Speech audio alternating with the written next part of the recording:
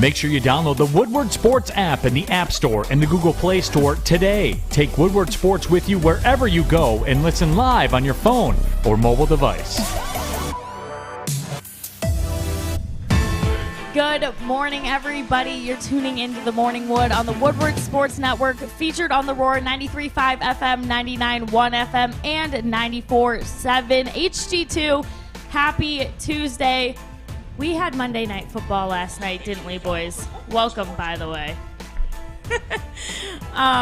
It wasn't... honestly, the first half was beautiful, I thought. Poetic, almost. Oh, way to steal my words. And then... and then the second half, I mean, the wheels just came off the Lions limo. So, boys, give me your thoughts. I'm starting with Jeff because I'm not quite yet ready to hear from Adam. It's too early. So, Jeff, please start us off on a gentler note. Yeah, I'll soften this up. But it's more importantly, Aaron Rodgers, hasn't lost a Monday night game in, 6 years? So we knew what we were expecting. I think I predicted 31-17. It was a little bit more than what I predicted. But nonetheless, the Lions played a pretty good first half. They stopped 17-14. They got one stop on defense, something that I didn't think they could do just because of how the first two drives looked. But offense looked solid. Jared Goff looked very comfortable. And that's a good thing because it's the second game in Detroit. He comes out. He looks comfortable. And, I said specifically yesterday, Matt LaFleur needs to get this run game going, and what a better team to do it against than the Detroit Lions. They struggle to stop the run. Aaron Jones had a field day yesterday. I think he caught some passes, receiving touchdowns. He ran for some touchdowns. Ridiculous. It reminded me of that one game he had versus the Cowboys where he had 4 touchdowns. But nonetheless, it was a good first half. The second half, wow. Completely different game. The Lions pretty much fell apart. Jared Goff had a fumble, interception. He dropped the ball, recovered it. It was just a very poorly played second half. A lot of penalties. And that's what happens. I mean, when a team is trying to develop a culture and they're trying to establish something, it's going to take a couple games. Last game, they played well in terms of, no penalties this week. Different result. A lot of penalties in the second half. Iffy actually didn't play bad until he got, that bomb up by Aaron Rodgers on him. Devontae beat him on that go route, and he ended up, I think, hurting his quad in the process. So losing Iffy, that's not good. The cornerback room is very thin, and it doesn't make this defense any better. But in terms of the offense and the defense in the first half, I liked what I saw. I liked Dan Campbell at least showing that mentality he's bringing to Detroit. Never back down and just be physical. You saw that in the first half, definitely.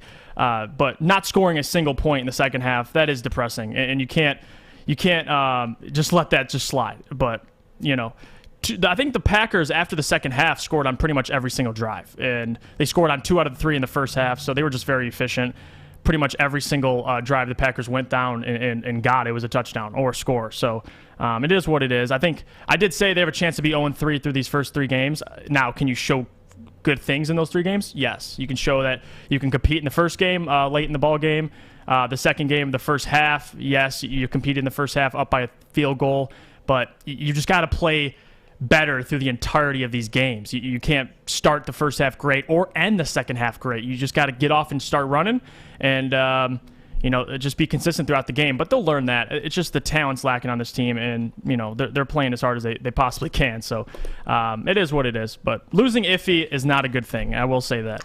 All right. Well, last night was exactly what I've been trying to tell you. God knows for how long. 5, 7, 8, 10 weeks now?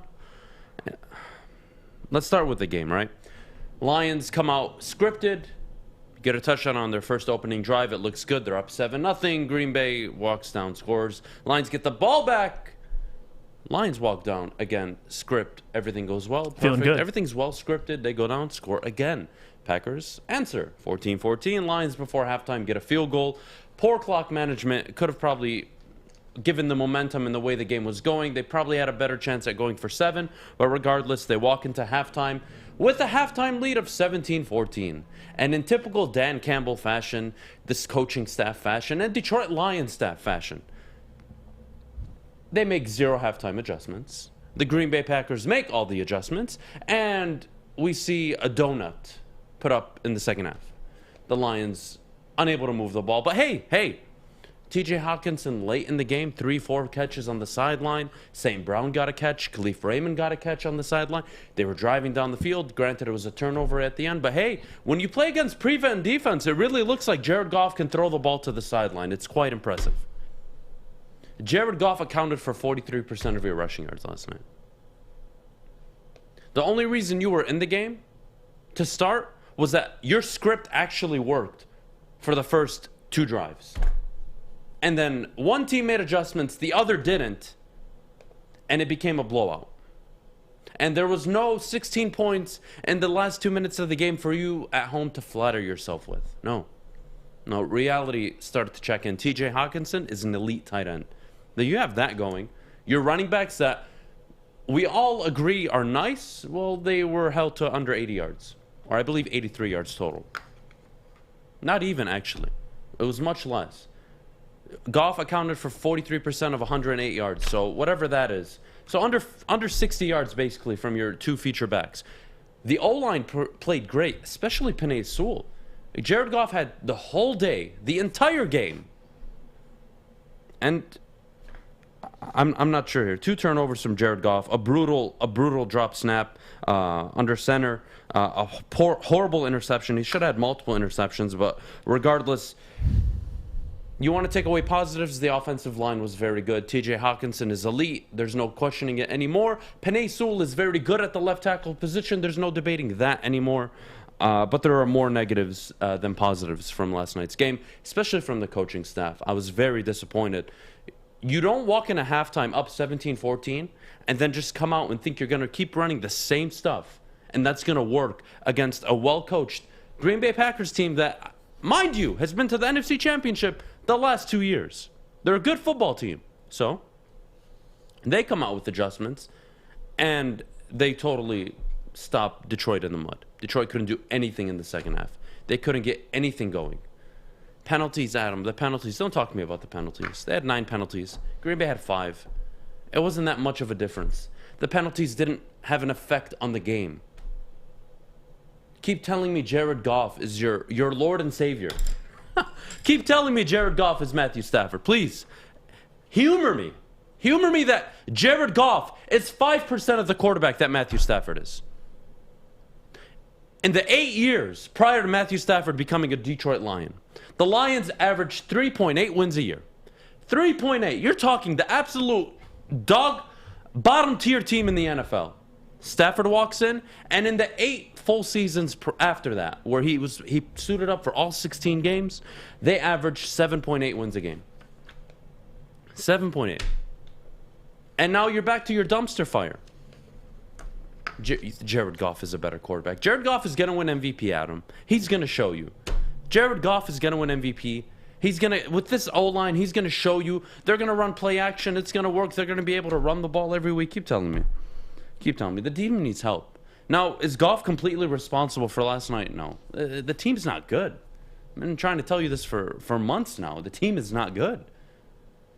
But Jared Goff ain't it either. And he's definitely not the answer moving forward. And I hope last night served as a reminder where everything needs to go right just for your quarterback to operate.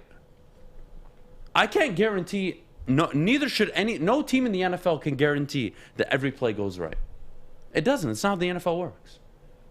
And you're telling me that everything needs to go right for 2 straight drives for my quarterback to look functional? He looked good. He looked comfortable. But that's because nothing was happening. Everything was going according to plan. Receivers were running their routes. Whether or not they were open was irrelevant because at least somebody was always open. He had time in the pocket. There was no duress. There was no stress from Jared Goff. And what happens? Of course, teams make adjustments, and the Lions don't. And then they go out and they obliterate you and embarrass you 21-0 in the second half. That's your football team. And they need help. They need so much help on defense. They need to spend about 4, 5, 7, maybe even 10 draft picks over the next 2-3 years on defensive players. This is ridiculous. Yes, there are injuries, but believe me, the defensive line, considering what it is and where you drafted in the last draft under Holmes, the defensive line is pathetic. It's god-awful. 0 pass rush. They couldn't stop the run. We talk about teams not being able to stop the Detroit Lions from running the ball. Well, the Packers did a really good job last night of limiting the run. Again, the Lions looked good early. But cue it, boys. Ladies and gentlemen, cue it. The moment the Lions are down in a ball game, their script goes out of the window. And you can't win consistently in the NFL doing that. So to everybody at home that actually thinks this is a 9-10 win football team, go jump off a cliff. And to anybody that thinks they're going to start 0-3 and then somehow wins magically 6 straight, follow suit. It's not going to happen. This team is in a rebuild. Accept it. And stop walking into Monday nights and games like this with expectations that they're actually going to win and that they're going to compete. Well, Adam, they played good in the first half. It's 60 minutes. They played like crap for the first, 58 minutes against San Francisco. And because they scored 16 in the final 2, I'm supposed to give them a round of applause. Jared Goff, you're the man. What, first half? Your 2 scripted drives went perfect.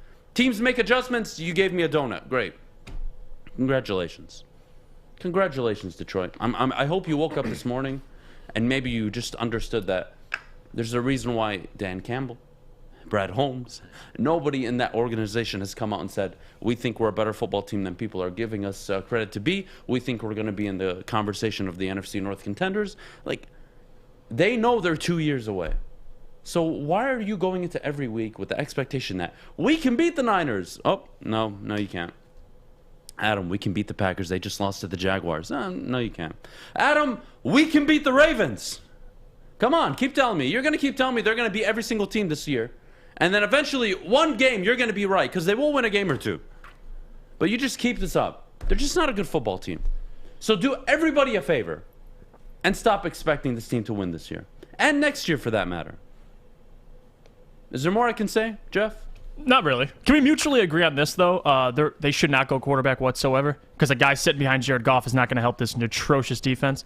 Their first overall. Well, no, it depends. Okay, so I'm a big believer in front offices. If you fall in love with a quarterback, you got to get him at any cost. I don't care. Even if I don't agree with the decision. If Brad Holmes and his scout team are in love with a quarterback in this upcoming draft and they have to get him within, let's say, the top 10, you got to go for him. You got to go for him. You can sit him a year. Patrick Mahomes. Depends who they're falling in love with again. You know? Again, but that's not our decision to make. Right. But still, if you have the quarterback and that you want to put your job on the line for to get, you draft him this year and you sit him for a year, let Goff play out the next year, and then goodbye Goff, and all that cap space is saved. And then you have a rookie contract to build off of.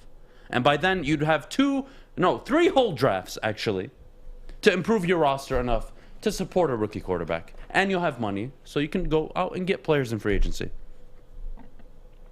That's it. We need a secondary. Adam getting revved up. Nothing to see at Ford Field. I embrace the culture change. What culture change? What? They're trying? They're paid millions of dollars to play hard and try. Cut the crap. Dan Campbell's bringing the culture, Adam. He's 0-2 so far. I'm not sure what more you can expect of the guy. It's going to be a losing culture for the next 2 seasons. Accept it. Stop telling me Dan Campbell with his 2 cups of venti coffee are going to change everything overnight, Adam.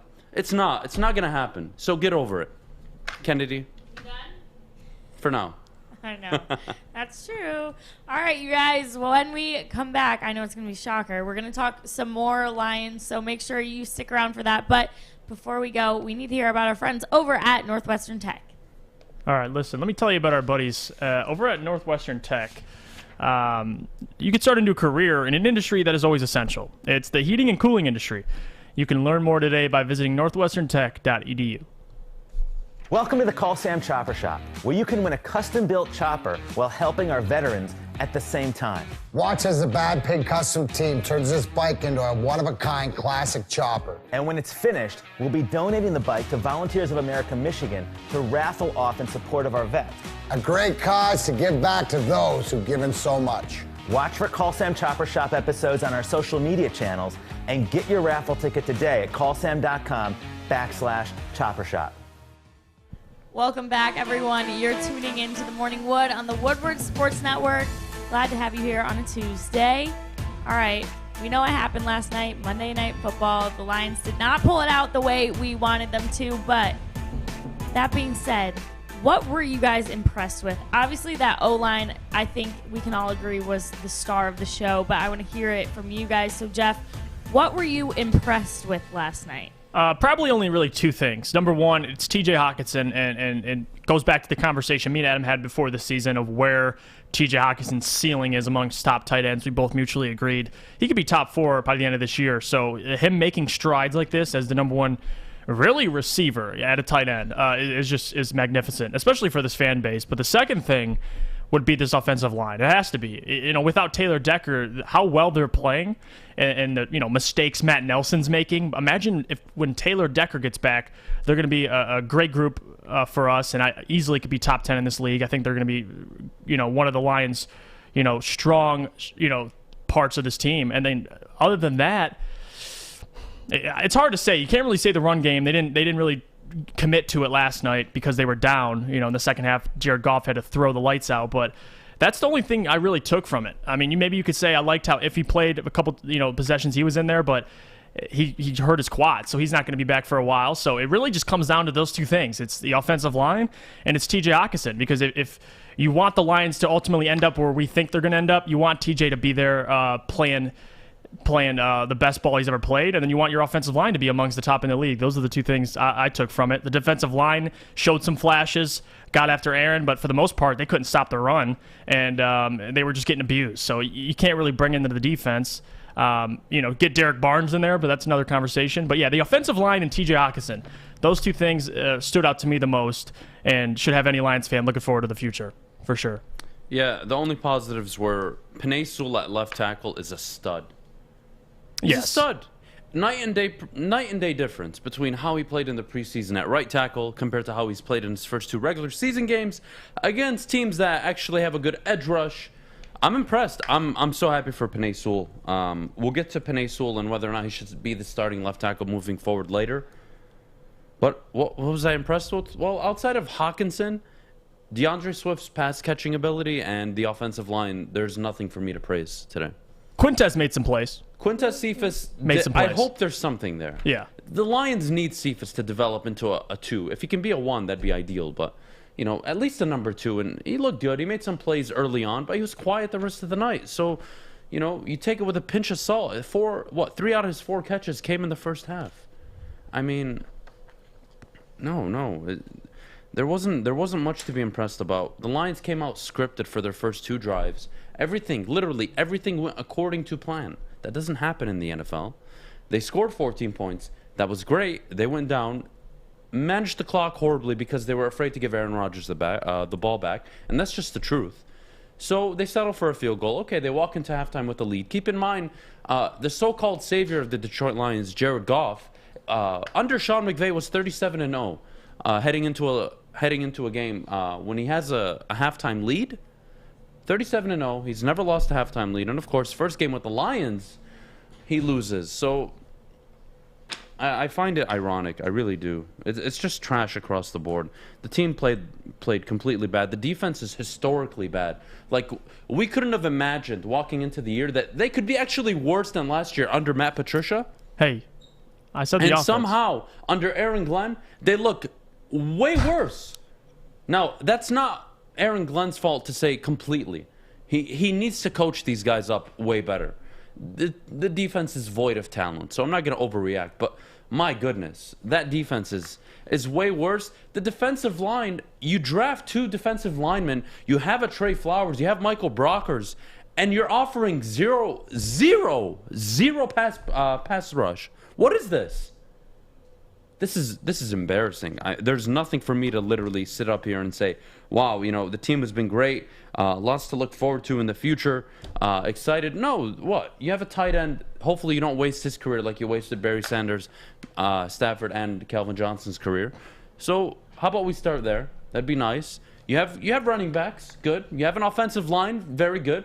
We've seen what an offensive line can do. Go look at Cleveland. They're a top team in the NFL. Their offensive line play is ridiculous. They lose OBJ. They lose Jarvis Landry, and they're still able to dominate the line of scrimmage with their running backs and win a football game. So the formula's out there. Adam hates the Lions, but yet he's developing another ulcer, getting all juice this AM. It's fascinating. I don't hate the Lions, actually, to start. I won't lie to you about what the Lions are. So if you think I hate the Lions, you're deeply misinformed. I don't hate the Lions. But I'm not going to sit up here and lie about how they play or my expectations for this football team. They're a bad football team. The Lions suck. Reminder this morning, September 21st. Newsflash. The Lions suck. They will continue to suck. And they will suck for as long as I live until they get their act together. It's just that simple. See, life is a mysterious game. And the game the Lions are playing is 60 years of pathetic football. Now, they have an opportunity with the new front office, a new head coach, and their coaching staff to change that narrative. They can draft a quarterback in the next 2 years and ideally build a contending roster around that. But before you sit up here and try to tell me that I hate the Lions, do yourself a favor and understand that they just suck. And I am just reminding you that they suck. And I'm giving you the reasons why they suck. Is that fair? Hey, if you're giving up points in 80% of drives, that defense sucks. So you're not completely wrong there. But hey, I did say the offense would be at least the strong suit of this team. Doesn't look like it on either side of the ball. It ain't looking good, but you don't want to give up 30-plus points in each of your games. I mean, we can mutually agree on that. That is a bad start for any football team with a new regime. Give up 41 to the San Francisco 49ers and come out and give up 30-plus to the Green Bay Packers. And then you got the Ravens next week, who just won 36-35 to the Chiefs. So just got to be honest. I think that's more so what Adam's talking about, but still can't believe you picked the defense to be stronger. But I mean, do you blame me? 32nd in every single category last year. They addressed it in the draft. They should have gotten somewhat better. Something. They look worse, yeah, man. I know. And that's saying a lot considering how bad they were under Matt Patricia. Yeah. Like, everybody talks to me about Deuce Staley, Antoine Randall, Aaron Glenn, Anthony Lynn. All I hear is this coaching staff. Like, you know, guys, it's not far-fetched in the NFL that when you get the coaching staff right, they turn it around in a year or two. And I'm 2 games in, and it's not. They haven't improved week to week. Just tell me where they've improved. Hockenson, consistent week to week. If anything, they've digressed on the offense. Consistent week to week. Yeah. You can say they regress, but it's the same offense. Just because they put up more points against... Don't flatter yourself at home with the 33 points that were put up in the first game. It was 17 points, just like this game. They scored 2 late touchdowns against prevent defense in the final 2 minutes. Please don't flatter yourself. It wasn't a game. It was not even a game week 1. Week 2 wasn't even a game. The Packers were always in control. You had no answer for Aaron Rodgers and that offense. Okay, cool. But the offense, to go from 0 to, well, actually 100 is 0. From half to half it's unacceptable, but that's also what the Lions are. You look at the first game against San Francisco. They were just inconsistent. They showed up the final 2 minutes, but they didn't play the rest of the game. They showed up the first 2 drives. They didn't play the rest of the game. That's your Detroit Lions, and that's what you got to get used to. They're not a contending team. And please accept that. Because if you can accept that this team is in a rebuild, I promise you'll be much happier. And I'm only frustrated because of people like you at home. Believe me, I know this team is going to be bad. I have 0 expectations for them to win this year or next year. I'm chilling. I'm good. I'm part of the rebuild right now. But until you guys accept that this team is not going to change overnight, the defense is historically awful. Void of talent at skill positions on offense and at defense. How are you supposed to overcome that in the NFL? Somebody explain to me. Not even good coaching can help that. Good coaching can only take you so far. Yeah. Yep.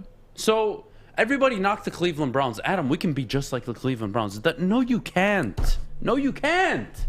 They had a good roster and a horrible coaching staff. They fired Freddie Kitchens. They brought in Kevin Stefanski. It changed everything. You don't have that roster. And that is my biggest fear with Dan Campbell. By the time you build a good enough roster, is Dan Campbell even going to be here? And if he is he the guy? I can't evaluate Dan Campbell with this roster. I really can't. I can criticize him for his clock management, his halftime adjustments, his in-game adjustments. I can do all of that. But I can only take it with a pinch of salt, because if I'm not providing him with the talent he needs to be successful, how can I evaluate him properly? I can't. And that frustrates me so much, because I don't want to have to wait till year 4 or 5 to evaluate my head coach. But that's that. And that's the situation the Lions are in. Yeah, that's the reality. All right, well, that segment took a turn because it was supposed to be what we were impressed with. So, Adam, really Not fast, much. reiterate what you did like, just for the people at home. I liked the offensive line. I loved Penei Sewell. I loved TJ Hawkinson's performance. Cephas, moments. He had moments. But again, nothing you look at and you're like, that was consistent. He was consistently effective. Everybody talked about the quiet night that Devontae Adams had. Quiet. He was very quiet last night. 8 catches over 120 I was about to yards. say. And that was a quiet night for Devontae Adams. Quintez Cephas, you need him to develop into a wide receiver too. He had his moment last night. I'm happy for him. But it needs to happen week to week now. Hockenson, proven. He's elite. Your running backs, very good. Your O-line, elite. And that's without Taylor Decker. So you've got some things going. But there's a lot of holes on the team. All right, people, did you hear that? He used the word love, elite, very good. So he's not all bad, okay? That's all I'm saying. I just wanted to drive that point home. But coming up next, we're going to talk about the Lions and the refs. I mean, it's been a thing for years. You guys know the drill by now. But we're going to talk about it when we come back. But first, before we go, we've got to hear from our friends at MyBookie. All right, well, MyBookie yesterday, I told you to take the Packers to cover. And you know what? There are people in this room that didn't listen to me. Alex. Packers to cover last night. It was a nice payout. Visit MyBookie, guys. You can bet from anywhere, anytime. It is the app to place your bets on. Use code Woodward. They'll match your deposit up to 50%. You put in $100, they'll give you $50. You put in $200, they'll give you $100. And a $100 bet last night on the Packers to cover would have paid out about $90. It was a good night if you were betting against the Lions. If you were betting TJ Hockenson, local bets, you would have made good money on TJ Hockenson to score a touchdown. Again, it's MyBookie. Bet from anywhere, anytime. We'll see you after the break. Hi, I'm David Hall from Hall Financial. And at Hall Financial, we treat our clients like family. And our number one priority is giving each of our clients 5-star service. Our passion for 5-star service, combined with our expertise, allows us to find the best possible solution for refinancing your home loan. We take the time to focus on both the individual and the numbers. We're going to walk you through the process and close your loan in half the time of our competition. Go to davidhallmortgage.com today. Welcome back, everyone. You're tuning into the Morning Wood on the Woodward Sports Network. Happy to have you here right with us. All right, so the Lions had 9 penalties last night, costing them 78 yards. Not great, but like the Packers, Adam has already said, they weren't too far off. Would they have 5 penalties? 5 penalties for 50 yards, yeah. All right, so guys, let me know how much did this really affect our game, Adam? It didn't. Jeff, I don't know how you feel about it. I know in the past it's easy for Lions fans to get upset anytime you play Green Bay, especially in Lambeau with penalty calls, but the 9 penalties were boneheaded penalties. Right. Penei Sewell made a bad mistake early on. He recovered. You had so many false starts. It was just mental mistakes. It wasn't really the refs pulled out the flag on pass interference. There was that one on the goal line. You know, was it questionable? Sure, but these are the rules in the NFL today. If I learned anything last night about the referees in that game, I have to be fair. They were consistent. They didn't make any egregious calls one way and not the other way. There wasn't an instance where the Packers did this or X to a Lions player and nothing was called, but when a Lions player did X to a Packers player, it was called. There was none of that last night. So, you know, we rave a lot about the Lions and this love fest with the referees and, you know, how they cost us games. But last night wasn't the case. The Packers are a better team, and they played better for 60 minutes, and that's just the truth. I don't think the referees had much of an impact, Jeff. Yeah, I think, number one, when I look at the amount of penalties a team has, like, for example, the Lions had 9, and compared to the Packers, about almost half that, It's discipline, to be honest. And you saw the Packers, they had 4 holding calls, and I believe like 1 face mask. The Lions had a variation of a bunch of different calls. I didn't like the too many men on the field. That kind of bothered me. But the Jared Goff intentional grounding, didn't like that one. It didn't look like intentional grounding. But besides that, like Adam said, I was actually going to say the same thing. The refs were consistent because the same things they were calling that might have been questionable, you saw it both ways. So, like Penei Sewell had a holding call. Okay, the Packers had 4 of them. So, nothing to really hang your hat on it and blame the refs. There has been in situations, in the past at Lambeau Field where these refs are sketchy. But in terms of last night, I mean, besides the really Jared Goff intentional grounding call that I completely disagreed with, and a lot of the announcers, if you watch, Monday Night Manning, they all were talking about it. Besides really that, do I want to see, too many men on the defense on the field? No. And that's things I hope get corrected throughout the season. But you don't want to see 9 penalties if you're going to have any chance to win 6 games. But you don't take too much away from it. The penalties aren't the reason why we lost. It was the turnovers. It was the poor defensive play at stopping the run and stopping the pass. It's just everything else. So I don't look into penalties. I really don't. But, if you want to talk about, the Dallas Cowboys versus the Lions and the PI and all that, there's situations where you can argue how much of an effect the call has on a game. But last night, I wouldn't say so. I just didn't like that intentional grounding. Can I get your opinion on that? What did you think when you saw the intentional grounding? Were you kind of it was the right call, and Jared Goff is an idiot. Okay. Okay. He is. He should have taken the sack. You're right, but the intentional grounding, it wasn't even. I don't know. I was disagree. Intentional grounding. The ball has to cross the line of scrimmage. It didn't. But he hit it. Didn't he if you get sacked like that, and he's in the motion throwing. If he was in throwing motion before he gets sacked, it doesn't matter. It doesn't matter. That I've seen that call go other ways though. That's why I disagree. The only way that doesn't get called intentional grounding is if it doesn't reach the line of scrimmage. It just didn't. It was too short. And it wasn't one of those plays. Referees are very lenient on that, by the way. So if I'm a quarterback and I'm out of the pocket and I get hit while I'm throwing, and it goes, let's say, a yard or 2 short of the line of scrimmage, they're not throwing the flag unless it's obvious. But Jared Goff's throw went not even a yard or 2 in front of him. It was impossible for them not to call it. I don't agree with that. It would have been an egregious mistake if they didn't call it. At least that's what I felt. Your thoughts? No, I disagree, but I get what you're saying. I could see why the ref calls it, but I don't think it's out of pocket to not call that and not make it intentional grounding. I just thought Jared Goff, it was a dumb decision. He should have went down and took the sack. But again, quarterbacks, a lot of the time in this league, they'll get hit while they're throwing the football. It comes out of their hands, and if they get sacked like Jared Goff did, similarly, it's called the other way. But what are you gonna? We're just arguing, stupid stuff at this point. The penalties didn't matter in this game. The Lions got to play better in the second half. They got to play better throughout the entirety of a ball game. You can't play halves and expect to win. So that's what I took from it, Adam. The penalties don't do anything. It's more importantly is you got to play more better as a football team. Maybe limiting the penalties, yes, but am I going to say the refs stole the game? No, it's not that bad. Look, yes, he was hit, but his motion was completely. He was about 98% there of completing the motion of throwing the football before he was hit. I don't know. I don't think it was that bad of a call. It could have gone either way maybe, but I don't see how they couldn't have made that call. The ball went. It didn't even go 2 yards in front of him. You have to call that. The ball just didn't get to the line of scrimmage. It didn't change the outcome of the game. But, No. I don't know. I'm not a fan of referees making decisions that change the outcome of the game. This wasn't one of them, so I'm not going to worry too much about it.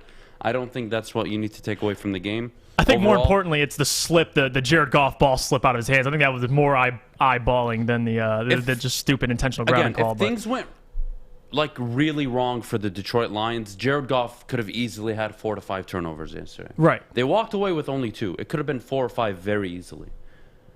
We saw the ball slip out of his hand. We've seen throws that probably should have been intercepted. But just to talk about penalties in general, you made 9 penalties. I'm not sure the number the week prior, but I know it wasn't 9. They came out at home. And they didn't make mistakes. Granted, they got their butts kicked, but they didn't make mistakes. They go away. Their first away game with a rookie head coach, I wasn't surprised. If anything, I thought they would have 10, 11, 12 penalties. They had 5 last week.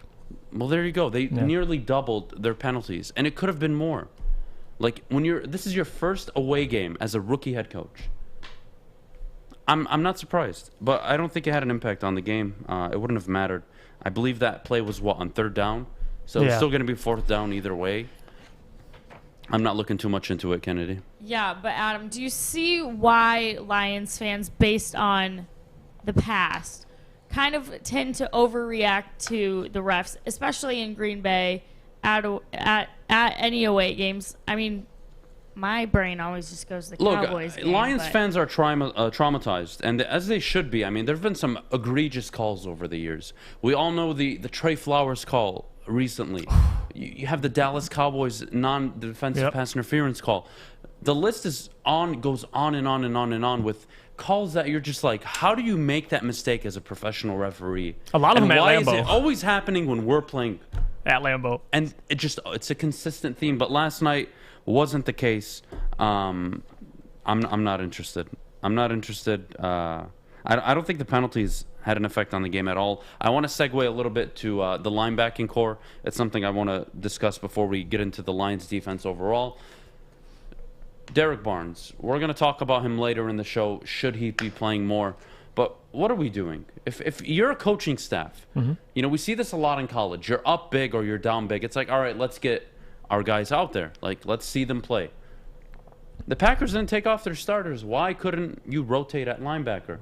And I don't know. There's so many players on that team that probably won't be on the team in 2 years. Jared Goff ain't that bad. I don't know what you guys expect with what he's working with. I don't know, man. He is that bad. Jared Goff is that bad. It's hard to really... Can we agree on this, though? It's hard to evaluate him this year. Andrew Luck took a very similar roster. I know. And won 11 games, multiple years in Indianapolis. This defense is not comparable. Limited wide receivers, non-existent tight ends, the worst offensive line in the NFL, and an okay defense. Don't sit up here and start making Jared Goff excuses because he's your quarterback now. Well, Jared Goff's not Andrew Luck. We can agree on that. Jared Goff is maybe an average quarterback at best. That's what he is. And you're not getting more than that. And if you think that he's better than Stafford because he has more playoff wins or more division wins, my friend, you are sadly mistaken.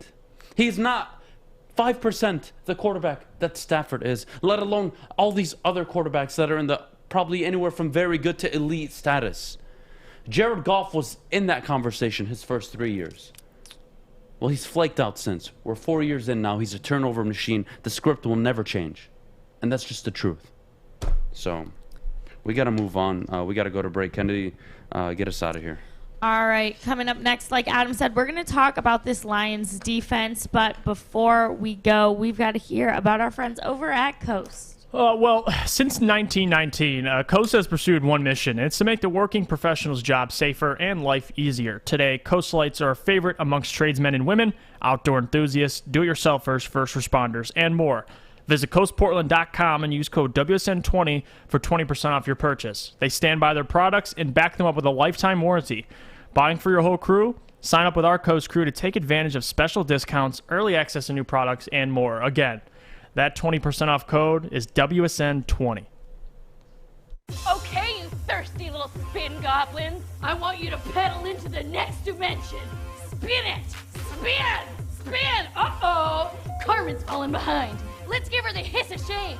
Spin! Spin! Spin till you bleed! Don't ride the bike of shame. Come to Planet Fitness and find your own lane with tons of equipment, free fitness training, and no hissing. Join today for just $10 a month. Welcome back, everybody. You're tuning in to the Morning Wood on the Woodward Sports Network. All right, we've got to get into these linebackers in this defense and just, Adam thought it was going to be better than the offense. Like, let's just remember Isn't that crazy? This. We talked about this in the beginning of the season. Could the defense be worse than last year? And we argued about it. It couldn't be. And we're somehow I'm 2 glad weeks Jeff in. was right. And I'm like, the defensive line offers zero pass rush. The linebackers are not only as bad, they're worse than we thought. The secondary depleted, but it didn't matter. They weren't good anyways, even with Akuda and Iffy. My goodness, they're worse. They're worse. It's unbelievable. I get where your premise of your argument was. It was they can't get worse. I completely understood that. My argument was just there's too many positives on this offense that we know of for sure. Like the defense you saw last night, linebackers looked bad. Could barely get pressure on the quarterback. Couldn't stop the run. And you were getting burned on most plays, most go routes and streaks. So what do we got? What is the positive of this football team? I don't know. Like I said, a wise man once said, "You're not a good defense unless you stop the run," and we can't. We failed to do so the last couple of years. So what are we? I don't know. I really don't. Romeo Okwara had 1 tackle yesterday. 1 tackle. You know who else had a tackle? Oh my God. Trinity Benson. 1 more tackle than me and you. 1 more tackle than me and you, but he had the same amount of tackles as a wide receiver. The defense is awful. Well, it's unbelievable. And you know what? I'm not going to give Aaron Glenn a pass. He needs to coach them up better. He needs to put them in positions where they're not getting embarrassed week to week. If you're going to give up 40 points a game, good luck winning a game in the NFL this year. Good luck. You gave up, 43 game 1, and you gave up 35 game 2. And that's with Green Bay controlling the clock. They had 33 minutes time of possession. 33 minutes. They took your game plan and put it into effect. And they were much more effective at it. Obviously, they're a better football team, but still. The defense is awful. Has no talent. I'm not even sure where to go with this right now. They're just that bad. The linebacking core, awful. Secondary, awful. Defensive front, what a waste of money. What a waste of draft picks so far. Nothing. I don't even get a play where I evaluate and say, wow, okay, I see this kid. Maybe in 10 games he'll look much better. Give me 1 play to work with. I got nothing to work with right now. No. It's awful. Defense is awful. And it's hard because the culture Dan and even Aaron Glenn, we'll throw him in this, that they're trying to establish, especially on the defensive side of the ball, is physical. Never backing down, getting up in the offenses, you know what, and the Packers took it right to them last night. They said, okay, you guys want to get physical, we're going to pound the rock, and we're going to get physical. We lost at our own game, and that's the hard part. Yeah, we got to stop early, I think, in the first or second quarter, but other than that, it's hard when teams are going to use your own formula against you and beat you. Like, your defense is that bad that they can't stop the run. You know, you can't stop anybody. You make Jimmy G look like Aaron Rodgers, and then you verse Aaron Rodgers the very next week, and he looks like the GOAT. And, you know, you got all these guys just looking great. I can't wait to see how Lamar Jackson looks next week. You can't stop the run, and we can barely stop guys airing it out. Lamar's going to have a field day. I mean, the goal over this season is to slowly just improve every single game. The first 2 games, horrendous. Gave up over 30 points in both the games. I got to see low-scoring games sometimes. You got to see a defense that is willing to compete to the very end. You can't have 30, like Adam said. You'll lose every single football game if you're giving up 30 points. It's just how it is. 30? I wish they were only giving up 30 points a game. They're giving up almost 40 right now. High 30s, 40s, yeah. They gave up 43 the first game, 35. So what's the average? 37.5, 38.5? My goodness. You can't do that. You just can't. No. You're not going to win a football game. But regardless, we all know the team is void of talent. We know the team is in a rebuild. That's really not the discussion this morning. You know they're going to lose a lot of football games. They have the 4th hardest schedule based on win totals from last year. I just find it laughable that there's actually people at home, like Crackhead or whatever you call him, Crackman. Crackman. That think this team, and like Fish, people that actually think this team can actually win 7, 8, 9 games. Even 10. What a ridiculous way to think. The team is bad. You have a new regime. You have a new head coach. A front office that looks like they're making the right decisions.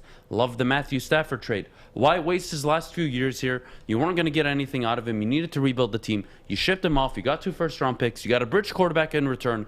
It's a great start. You have your first draft. You shore up the offensive line. Penei Sewell looking like a very good draft pick now. Now that injury forced you to move him to left tackle because God knows only the Lions could mess up that decision. But we'll move past that. They'll have a top pick this year. They'll have a late pick from the Rams this year as well. So you have 2 first-round picks over the next 2 seasons. I believe they have 2 second-round picks, not this year, but the following year. They have the picks that can turn this team around. It's all in front of them. I am not going to sit up here and ridicule the Lions because they're losing football games right now. I'll only ridicule the Lions if they're not improving week to week on an individual and coaching basis. I'll ridicule the Lions when their fan base is probably the most irrational, delusional, idiotic fan base I've ever come across in my life. Because the fact that you actually think this team going into year one of a rebuild, was actually going to win 10 games with a rookie head coach who his only coaching experience was in Miami with a god-awful team as an interim head coach. That is what frustrates me and gets me pissed off every morning. We got to acknowledge our guy Shad. He said, imagine complaining about something that you expected to happen. It's not. I'm not complaining about what I expected to happen. I'm giving you the truth every single morning. Right. Your problem is you don't listen and you actually think this team is going to be good. And that's what drives me nuts, is that everybody at home actually thinks this is a competing team. It just isn't. So what more do I have to say? Why do I have to sit up here and be the bad guy when we can just agree that this is not a good football team? They're going to win 2-3 games. I don't even think they're going to win one at this point. But regardless, they're going to have a top 3 pick. It's guaranteed. They're awful. They're not going to get any better. Jared Goff is a bridge quarterback. And the defense needs probably 6, 7, 8 players. It's that awful. So if we can accept that, well, then I don't have to come up here every Monday or Tuesday, depending on when the Lions play. And I don't have to yell and shout and scream, because you'll understand that they are in a rebuild. And you won't come in here every morning talking in the chat telling me they're going to be better. On to next week. Who said it yesterday? Easy. On to next week. I think we're going to beat Baltimore.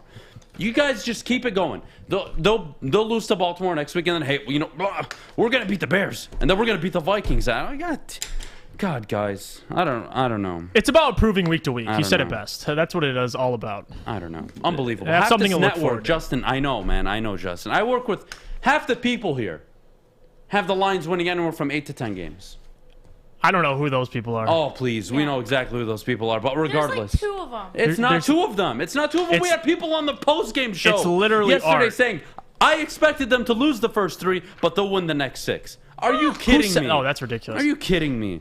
Lions need 7, 8 new players on defense. They need wide receivers. I love what they're doing on the offensive line. I love their running backs. I love the tight end. They need a new quarterback. Ideally, they draft him this year, but it may not be the year to go all in. So far, there's nothing really that stood out to me in college yet. That could change in 8, 10 weeks, but you need to get a quarterback. Jared Goff is not your future quarterback. Guys, look. You know when you get a divorce? No. Listen very carefully, Kennedy. You know when you get a divorce and you thought you were happy in your former relationship, and then things kind of took a downturn the last few years, and you're like, well, this is odd. Like, I was so happy with you the last 3 years, but like these current 3 years, I don't know. I'm not feeling the same way I felt about you before. And then, you guys get a divorce. She goes on somewhere else, and you find the dime of the city. And it was like this new shiny toy, and she's awesome. And, well, she doesn't only make you feel how you felt the previous 3 years, she makes you feel even better than that. And obviously I'm alluding to McVay and Stafford here. And then, the girl you divorced with originally, Jared Goff, moves on, and she's dating or married to a half-cut loser, a guy who sings band on the weekends, works at McDonald's, and that's the Detroit Lions. Can I ask you something? Jared Goff. Can I ask you something? The reality of that situation is that the Rams did the deal that they were supposed to make. They won the deal. Good for them. Yep. The Lions also won the deal. They acquired 2 first-round picks and a bridge quarterback. That is ideal. But you need to accept that there are winners and there are losers in a divorce. And for the next 2 seasons, the Lions will be losers. And the Rams will be the winners. It's that simple. So you're saying Jared Goff, you're talking about below average, whatever you said, average quarterback. What do you credit? Okay, Matthew Stafford in Detroit didn't have all that much success. Do you blame Stafford or do you blame the team that was around Stafford? Stafford wasn't the perfect quarterback, but neither was his situation. I told you guys earlier. The 8 years prior to Stafford, the Lions averaged 3.8 wins per season. 3.8! That is a top 2-3 pick every single year. Matthew Stafford comes along, and they magically win 7.8 games per year over the next 8 when he suits up for all 16 games. The next 8 seasons where he suits up for all 16, they average almost 8 wins. How ironic. What a mystery that is. Did Stafford have teams around him that he should have won a division with? He should have won a divisional game with, a wild card game. Yes, of course. Of course. But he had one opportunity realistically in his 12-year career. It was the 11-5 team. Don't come at me with the 10-6 or the 9-7 rosters. Don't. They were nothing compared to that 11-5 team, and nowhere near talented what he's working with in Los Angeles. So do yourselves a favor. No, Matthew Stafford was not perfect, and I have been a harsh critic on Matthew Stafford for his turnovers and his play in big moments against big teams. But I find it so poetic that in Matthew Stafford's first game as a Los Angeles Ram, he beats the Chicago Bears team he's failed to beat in his last 5 opportunities, and he throws the highest passer rating of his career, highest QBR of his career. 3 over 300 yards on 26 attempts, 3 touchdowns, and then he goes into Indianapolis, a team that is expected to win their division. And he magically goes on the road and wins a big game on the road, something he could never do in Detroit. How funny is that? And it's only been 2 games. I asked you that question. It's so funny. I asked you that question to follow it up with this. If you're going to evaluate, are you going to take this year to evaluate Jared Goff? I don't want to evaluate Jared Goff, though. But He's done. He's a bridge. He's done after his contract. 2 games in, he's done. No, he was done before he even had a snap here. I get you. But it's I'm hard not to judging evaluate. Jared Goff. I know. Jared Goff is done. He's been done. The moment we traded for him, those 2 first-round picks are what you wanted. You took the contract so you can get rid of Stafford. You can bridge quarterback Jared Goff for the next 2 years. And the moment his contract is up, goodbye. We're not paying you $30 million. We're not going to pay you $25 to $35 million for you to re-sign and stay here. We're not interested. We don't think you're elite enough, and we're going to draft a quarterback that we believe can become elite. So please save me the pity. Save me the complaining. I don't want to hear it. I don't want to hear it.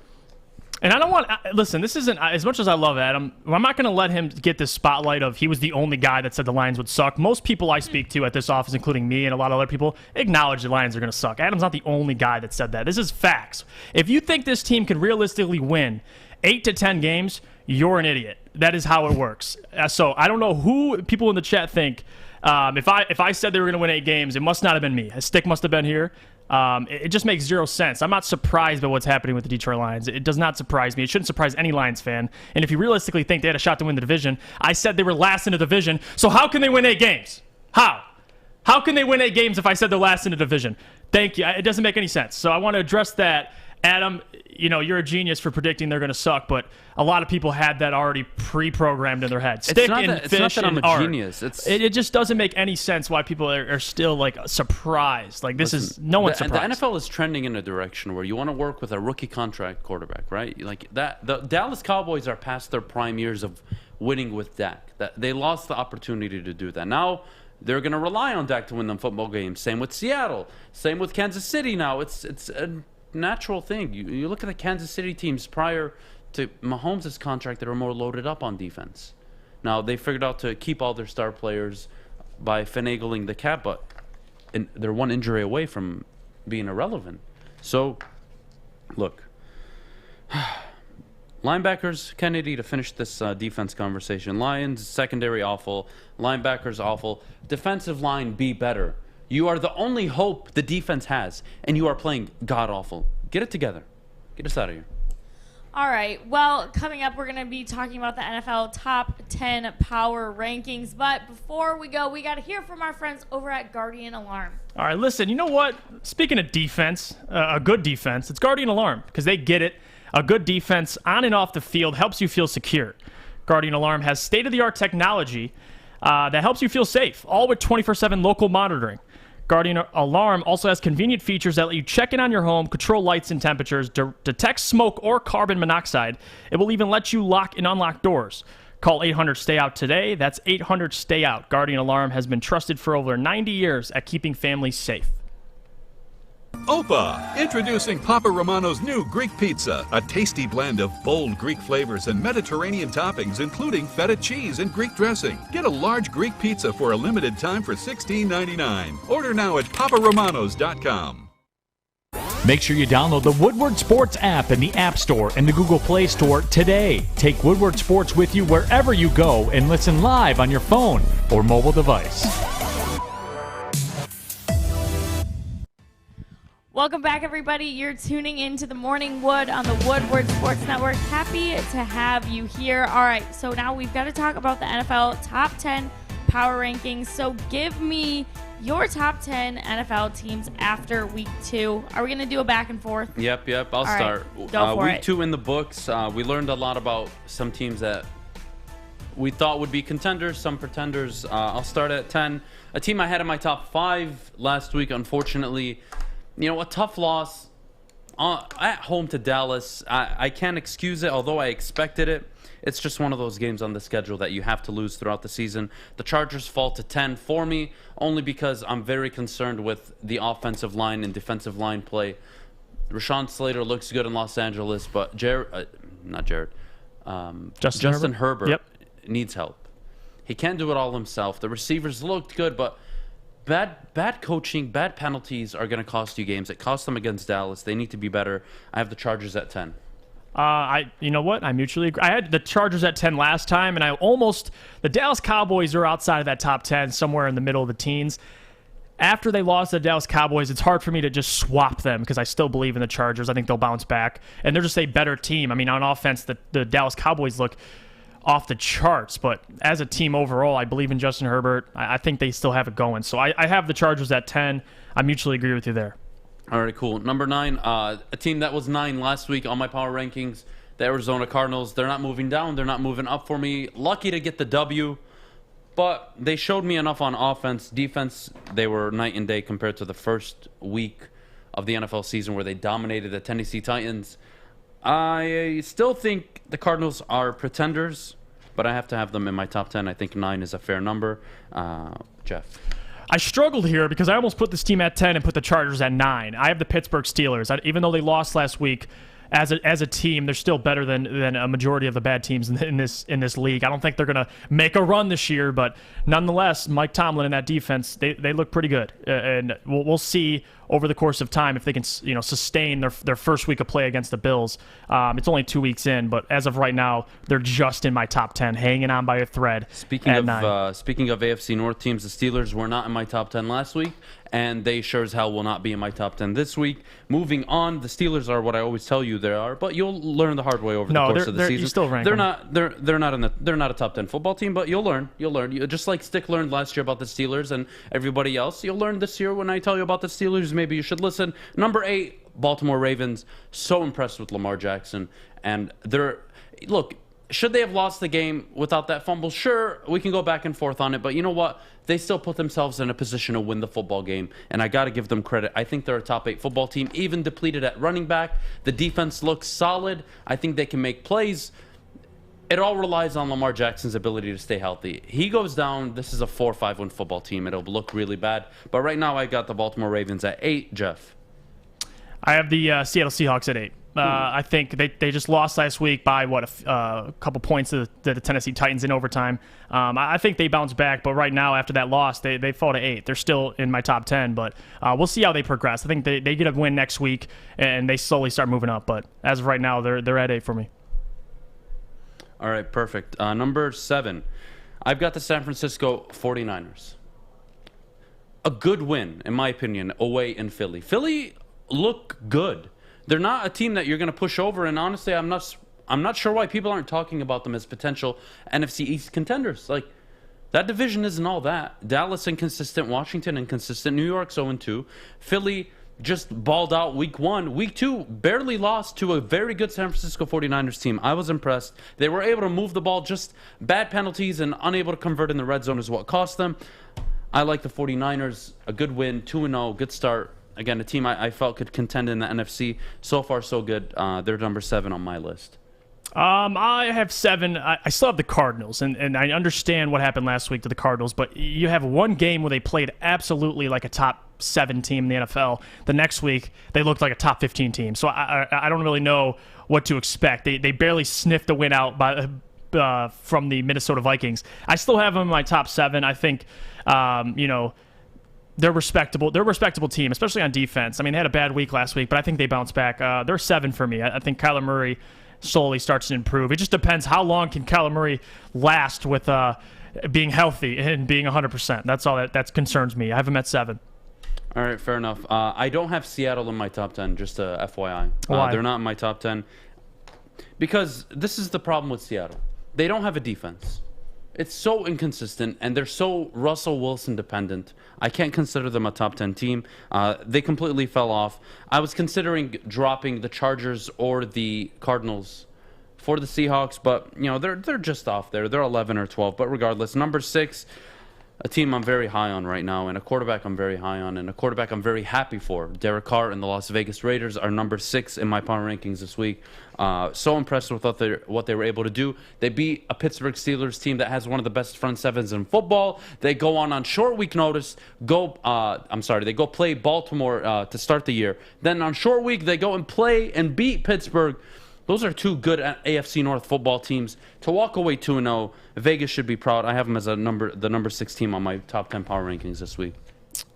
I don't have a problem with that. I think the Las Vegas Raiders are playing well enough to be in top 10 lists. I just don't know how long they can sustain it. But right now, you can't disrespect them. I don't have them in my top 10, so I am disrespecting them. But I'm not mad you put them in your top 10 at all. I have the 49ers at 6. I think, yeah, they look shaky against the Eagles, but nonetheless, Jimmy G is a...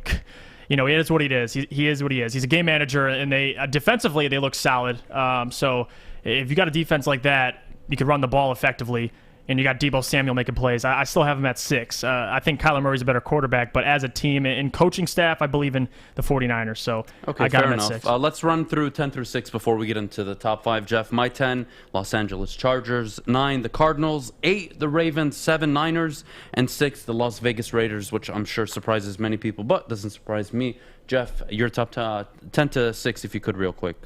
I'm gonna do I got the Los Angeles Chargers. You know what? I'll put 9. I'm gonna move. It's gonna be the Baltimore Ravens. I completely forgot they were playing well last week. I'll move Pittsburgh to 11 or 12. They're outside of it.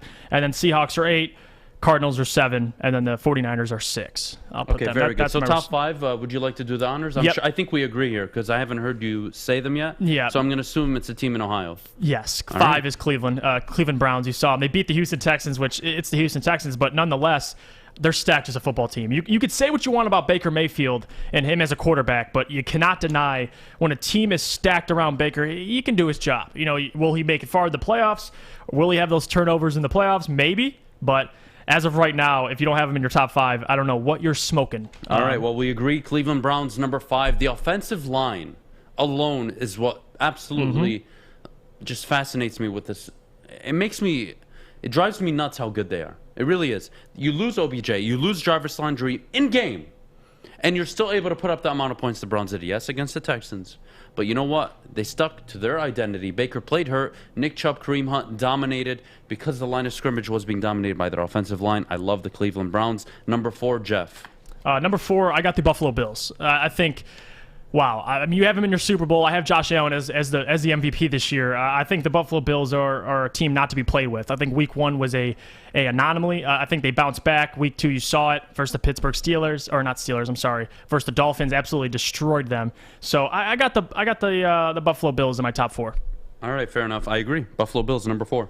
And then you could do 3 because I'm sure we agree on that. Oh, no. You got the Rams number 1. We're going to disagree. Yeah. We're going to disagree 3-1. I promise you. You can start. I forgot you're a Rams. I'm not a Rams. You're a Rams fanboy. I'm not. Listen, 3, I got the Los Angeles Rams. I think they got 2 of the best defensive players at their position. Sean McVay coaching them up, but again, Matthew Stafford, they looked beatable versus the Carson Wentz and the Colts. If Carson doesn't sprained both of his ankles, which was absurd news, they might have lost that game. Jacob Eason came in through a nasty pick. So, it is what it is. They've shown they're beatable, but nonetheless, you can't deny the talent on this football team and how well Matthew Stafford looks with Cooper Kupp and Robert Woods in that run game. So I got him at 3, but I'm curious. Cool. Well, I'm sure here's where we disagree. Kansas City falls to 3. Again, they were in a position to win the football game. If they win, we're not talking about it. They probably stay at number 2 or 1 on my list.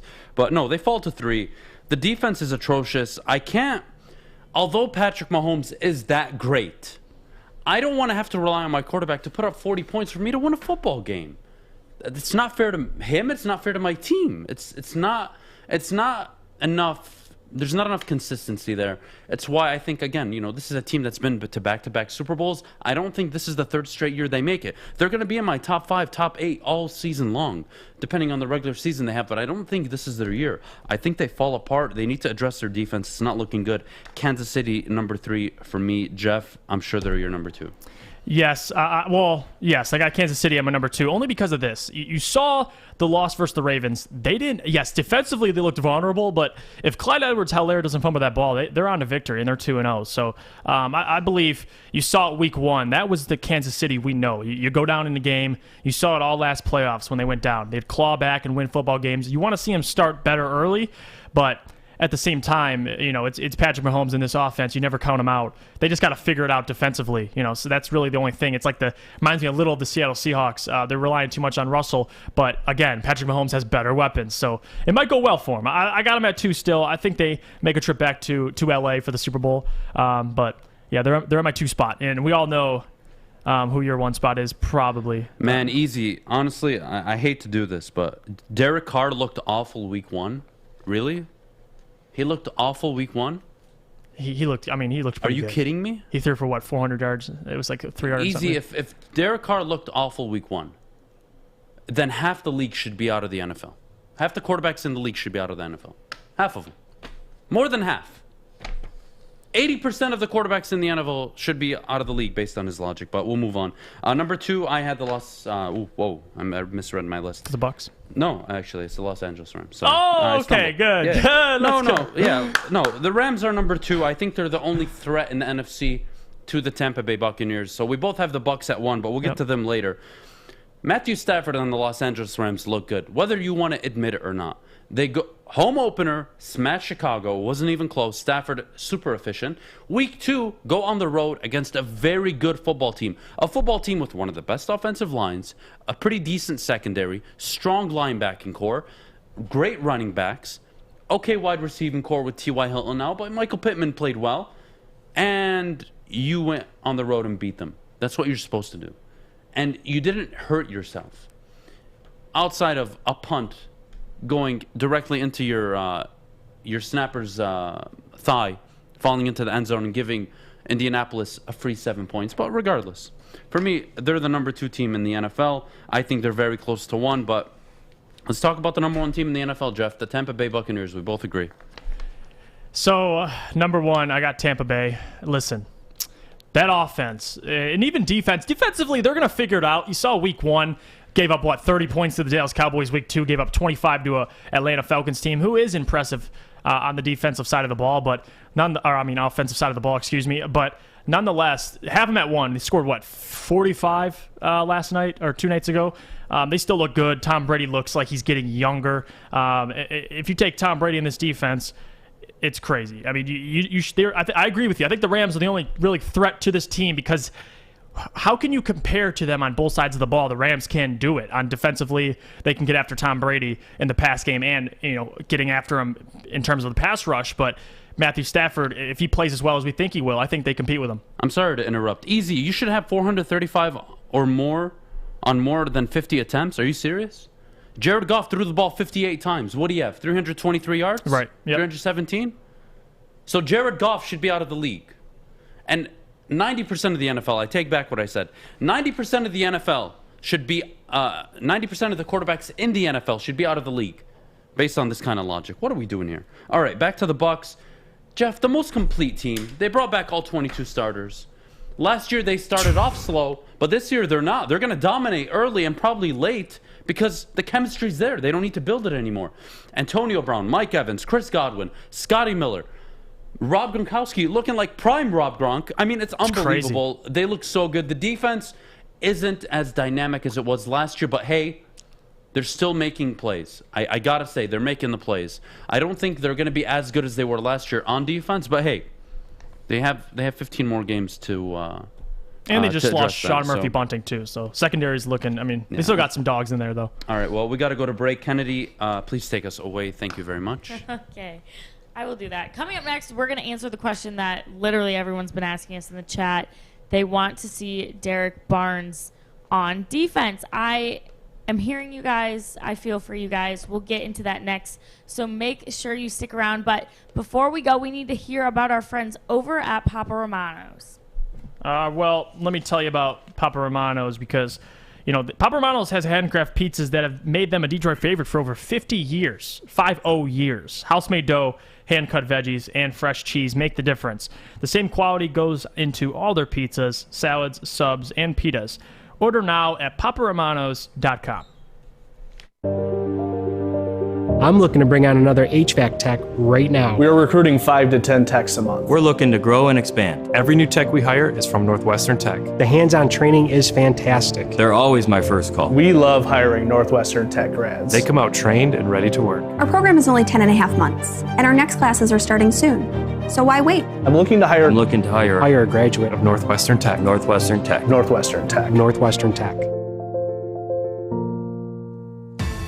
Welcome back, everybody. You're tuning in to the Morning Wood on the Woodward Sports Network, featured on the Roar at 93.5 FM, 99.1 FM, and 94.7 HD2. Happy to have you here. It's Tuesday, and wow, did we have a football game last night, people? And it left everyone calling for Derrick Barnes. Let's see. Dan Campbell has said he wants to watch the tape more, and that Barnes is on his mind. Listen, we don't want Derrick Barnes in your mind. We want him on the field. Am I the only one feeling this way? Guys, do you think he should be on the starting 11 on defense, Jeff? I hate the term "he's on my mind," like he's an ex-girlfriend or something. It's right. Derrick Barnes. You put him in the dang game when you're struggling. Like last night, the linebackers, Alex Anzalone had 8 tackles. He was our leading tackler. No, you want Derrick Barnes in there. I mean, we had 3 sacks, none of them coming from any linebackers. Derrick Barnes brings a lot to the table. He can be a spy on the running back, which is you need desperately. We can't stop the run. He can get after the quarterback. He can guard anything. Pretty much tight ends. Obviously, he can't guard wide receivers, but he is a dog all over the field. He's a tackle machine. I loved what I saw from him out of Purdue, and I'm sure Dan Campbell and Brad Holmes can agree with me. But they need to play the man. Because you saw him in the preseason. He showed flashes in the preseason. He had that near interception. He's shown he can make plays. He's a playmaker. Put him out there because this linebacker core, Jamie Collins, as much as I love Jamie Collins, he just looks slow. There was times where Aaron Jones was outrunning that man, and I get it. It's Aaron Jones, but he wasn't even close. And Anzalone is Anzalone. He is a second or third linebacker you put on the field, and he's our number one guy, him and Jamie Collins. It's not going to work. It's not going to work. You need Derrick Barnes in there. You need his presence in there and his youth in there. We're the youngest team in the NFL. Start the man. I mean, you're not going to lose anything. The defense gave up 40 and then 35. It's not going to hurt the team at all if you put Derrick Barnes in there. It only benefits him. You tried Ifidu. Look how that worked out. He got injured, but before then, he didn't look like a rookie. He looked like he belonged, and that's what you want to see out of those guys. You put Ifidu in there, he plays well. Put Derrick Barnes in there and see what happens. So, yes, you play Derrick Barnes. Hopefully this week we'll see Derrick Barnes against Baltimore, because that's the plan, and that's what the Lions need to do. You didn't take this man in the 6th round to not play him, in the 4th round to not play him. So he's got too much talent, and we're too weak at that position. So you play him, and you move on and see what you got into he develops into. Hopefully. Yeah, honestly, we're 2 weeks in. You haven't had too many injuries, but you cut Jelani Tavai for a reason. You cut him for a reason. So here we are 2 weeks in. Your linebacking play has been awful. Yes, Mike, Derek Carr is better than Jared Goff. But to continue on Derrick Barnes, this shouldn't be a conversation anymore. What are we doing? How much worse do you need to play on defense for you to understand, all right, it's not working. Let's get the kid reps. He's only going to learn on the field. And I don't see how a Jamie Collins I don't see how any of these linebackers are garnering more reps and snaps than Derrick Barnes. It's mind-blowing to me. You saw him in the preseason. Now, whether it was against 2s and 3s, okay, fine. But I'm just looking at the mental side of the game. He was quick to understand when the teams were running a screenplay to the running back. He filled the gaps that he was assigned to fill. He never wavered off. He never bit to play action or a motion receiver. He never bit anywhere. If you go look at his film in the preseason, Derrick Barnes, just mentally, in my opinion, is the most mature linebacker of the bunch. Now, is he the most athletic, dynamic? I'm not sure. We have to see more of him. But from what I took away in the preseason, I really like his awareness at the position. And here we are in 2 games. Can we get him 20 snaps next game? in week 4, can we get him 25? Week 5, 30? And can we just progress instead of having 0 in the first 2 games? Come on. Derrick Barnes deserves to be playing. Kennedy, I'm curious what you think. I know you're not too much of a fan of how the defense has been playing the first 2 weeks, but what's going on with Derrick Barnes? What's going on with him? He's not out there, and he should be. And I liked what someone said in the chat. They said that Anzalone is the blonde version of Jelani Tavai, which, you know what? Maybe. That's disrespectful to Anzalone, though. I mean, Anzalone, he's not. I think we put him in a bad position because he's playing. He's pretty much starting as our number 1 linebacker, and he should not be at all. He's a middle linebacker that was on the Saints, second string, third string. He'd play, but he's not playing as many snaps as he is now. So you get Derrick Barnes in there and maybe ease the pressure off Anzalone, because if you think Anzalone is going to be your starting middle linebacker when your defense is good, rethink that. All right, nobody wants to say it because nobody's comfortable, but I'll address the race issue in the room. Name me a white linebacker that's been successful in the NFL since Zach Thomas. Luke Kuechly. Luke Kuechly, well, yeah, but he had brain damage, poor guy. But it doesn't matter. Okay, since Luke Kuechly, when have you seen a white linebacker, let alone a corner, work in the NFL? I like Brian Urlacher back there. Yeah, I know. It's been a minute. Brian Urlacher it's been a minute. back there. It has been a minute. You're right. But no, I'm joking now. But Anzalone is bad. He's not. I am. I wanted to see your reaction. No, on a serious note though, this is about Derrick Barnes. He should be playing. You can't tell me Jamie Collins and the rest of the linebacking core are that much better than Derrick Barnes. I want to see him play. Give him 20 snaps next week. Give him 30 the next week. Let's get him into the game at least. We're 2 games in. He's got 0. I don't like it. Okay, Adam, what do you think of one Funky Lions fan's comment? Kennedy, it's not just Barnes, but it's Pittman too. Both Alex and Jamie need to be sat. I'm okay with that. Yeah. I'm okay with that. I don't mind. What do you have to lose? You're in a rebuild. If we are living in this world, in a reality where you know the Lions are in a rebuild, well then, here we go. You're not playing for anything, which is why Dan Campbell so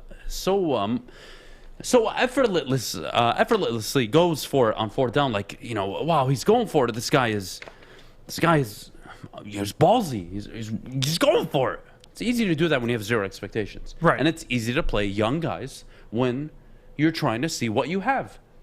Half of this roster isn't going to be here in 2 years. More than half isn't going to be here in 2 years. So find out what you got in Derrick Barnes, what you've got in Pittman, what you've got in the secondary, A.J. Parker. Find out if you have pieces. And if you do, it makes your job a lot easier building in the draft through free agency.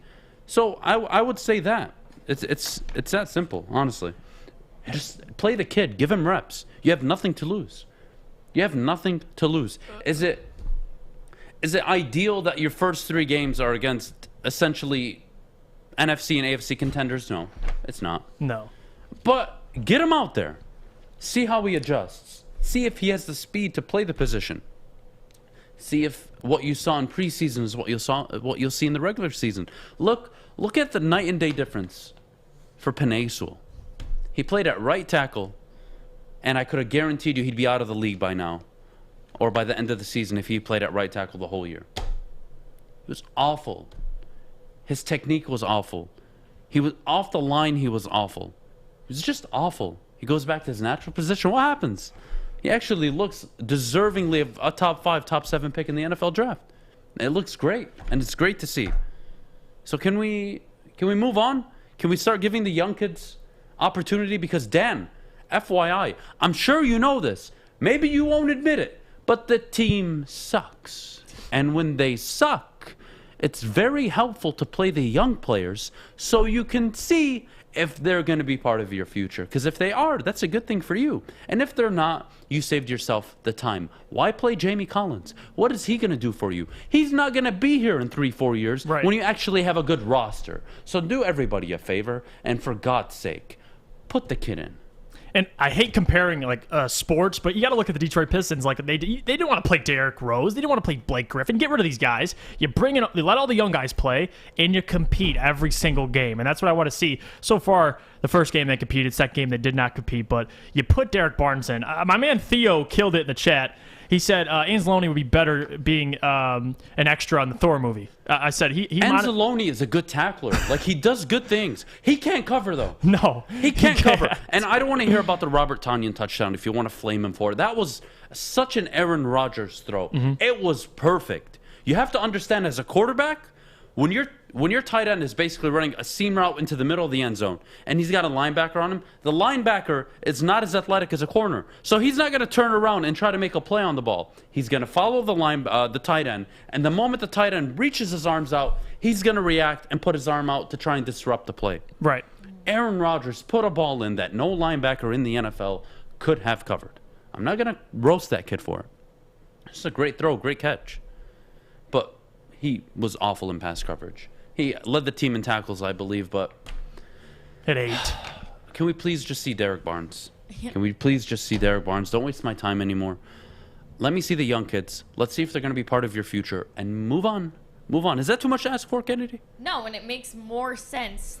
While you're going to be having a losing season, that is very obvious. We all know. So who cares? Get those young guys the reps. Make them... make them into those NFL players that they need to be. Adam, I'm going to kill you. But anyway, coming up next, we're going to be talking about Penei Sewell, another young player, and if he should be staying at left tackle and if he did enough to keep that position. That's coming up next. I know you guys love talking about Penei Sewell, so make sure you don't miss it. Stick right here with us. But before we go, we need to hear about our friends over at Lady Jane's. Well, listen. Guys, let's be honest. We like simple stuff. We like football 5 days a week, and we like things uncomplicated. And like Lady Jane's Haircuts for Men, you walk in, you sign in, you sit down, and before you know it, you're handsome and clean. Get to Lady Jane's, open 10 to 8, 7 days a week. Walk in anytime because it's wicked awesome. Tony is a third-generation logger that has a simple, practical approach to life and work. That's why his Coast DX342 knife is perfect for him. The stainless steel blade is rust-resistant and made for all-weather use. And the double roll-lock safety ensures that it will never inadvertently close when he doesn't want it to. That's why Coast is trusted tough. Welcome back, everybody. You're tuning in to the Morning Wood on the Woodward Sports Network. Happy to have you here. All right, we've got to talk about our rookie, Penei Sewell. I think we all know.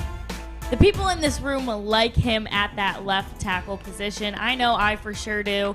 But, I mean, did he do enough to win the position if and when Taylor Decker comes back? Jeff, let me know.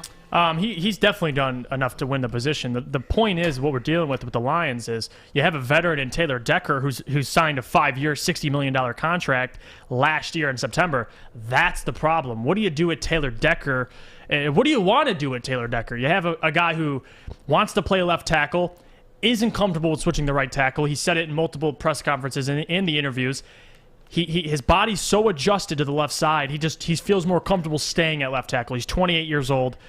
He's played left tackle. He played right tackle 1 year in college. When the upperclassmen left, he moved positions. He moved back to his left tackle position. But ever since then, he's been a left tackle. Should you ask Taylor Decker and have that conversation with him? Yes. If you believe Penei Sewell, if Penei Sewell is what you think Penei Sewell is and can be, he's only going to reach that potential on the left side of the offensive line. If he plays right tackle, he may be a okay right tackle, a very good right tackle. He's never going to reach his ceiling on the right side. You want to put him at the left side. It's the same thing. I made the Frank Ragnow argument. So did Ryan Armani. It makes perfect sense. He played right guard. He switched to center, became a top center in this league. I think that's the same thing that Penei can do. He's the youngest tackle to ever start at left tackle, and he played that well in 2 games. It's unheard of, and it's ridiculous, and it says a lot to his character, and it says a lot to who we have as a player. But yes, you don't just move him to right tackle after letting him get comfortable at left tackle for 2 regular season games, real games, and then you're moving him to right tackle for him to possibly fail. It makes zero sense. What you do is this. You have a conversation with Taylor, and you see what happens to the salary cap. If you trade Taylor Decker, if he's unwilling to go to the right side and you have to trade him, what happens to your salary cap? Do you take the hit? You have to find out all that information. Does he want to move to right tackle? Maybe he says, screw it. I'll do whatever best for the team. And maybe you don't have to talk to him at all. But the facts is this. The Lions aren't going to be good for another, we mutually agree, 2 years. That puts Taylor Decker at 30, making top-level left tackle money, which I love Taylor Decker, but you got to look at it from a business perspective. In 2 years, hopefully we have enough assets to replace players on this team. That is the goal. We have so many of these picks, 4 second-round picks, multiple seconds and thirds. You want to address these positions. I don't think losing Taylor Decker for assets is the end of the world. I think we can get something for him, but would I like to see him stay? Yes, I like Taylor Decker, but it all depends on what the conversation between Dan Campbell or Brad Holmes is with Taylor Decker and what he's willing to do. Because at the end of the day, he's 28 years old. He's a grown man. If he wants to play right tackle, he'll say it. If he doesn't, he'll say, "Get me out of this team." And hey, we'll do it. That's fine with us. So at the end of the day, you wait for Dan to have that conversation with Taylor, but. Yes, I believe Penei stays at left tackle. That's where he'll reach his ceiling. And you've seen the offensive line so far with Matt Nelson at right tackle, and they look that good. It's absurd. It's absolutely absurd. All right, I have a very special message for Dan Campbell, his coaching staff, and the Detroit Lions. If you move Penei Sewell to right tackle at any point in this season, it is a fireable offense. You should be thrown out of town. You should lose your job at that instant. And if I'm Brad Holmes, I sit up there and I'm directing my head coach, listen to me. You're not going to ruin this draft pick because of Taylor Decker. I have a generational type left tackle in the making. I am not going to ruin that because I want to play him at right tackle for the next 2 years while I suck. And then put him back in 3-4 years when I actually have a good roster. How does that make sense to anybody? How? How are we sitting up here actually trying to justify keeping Taylor Decker unless he goes to right tackle? Your defense sucks. Go find a few pieces. Go get draft capital. Go get a safety and some draft capital. Go get a first-round pick if you can. If you can, go get a third and a safety, a linebacker. Go get something. Go get something. If he's unwilling to play right tackle. I am not entertaining at all today Penei Sewell moving anywhere except left tackle. In 2 games, he has shown you what he can be. He's 20 years old, and he's bossing around the left tackle position. Every end that's trying to rush him, he bosses them around. He gave Jared Goff blindside protection the entire night. I don't want to hear for a second that Taylor Decker should get his position back. He is a good to very good left tackle.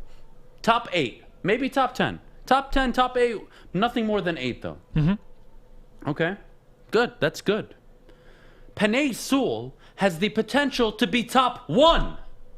And you're going to ruin that because for the next 2 years while you suck and rebuild the team, you're going to take him out of position, stunt his growth and his development because you think you're the smartest person in the room.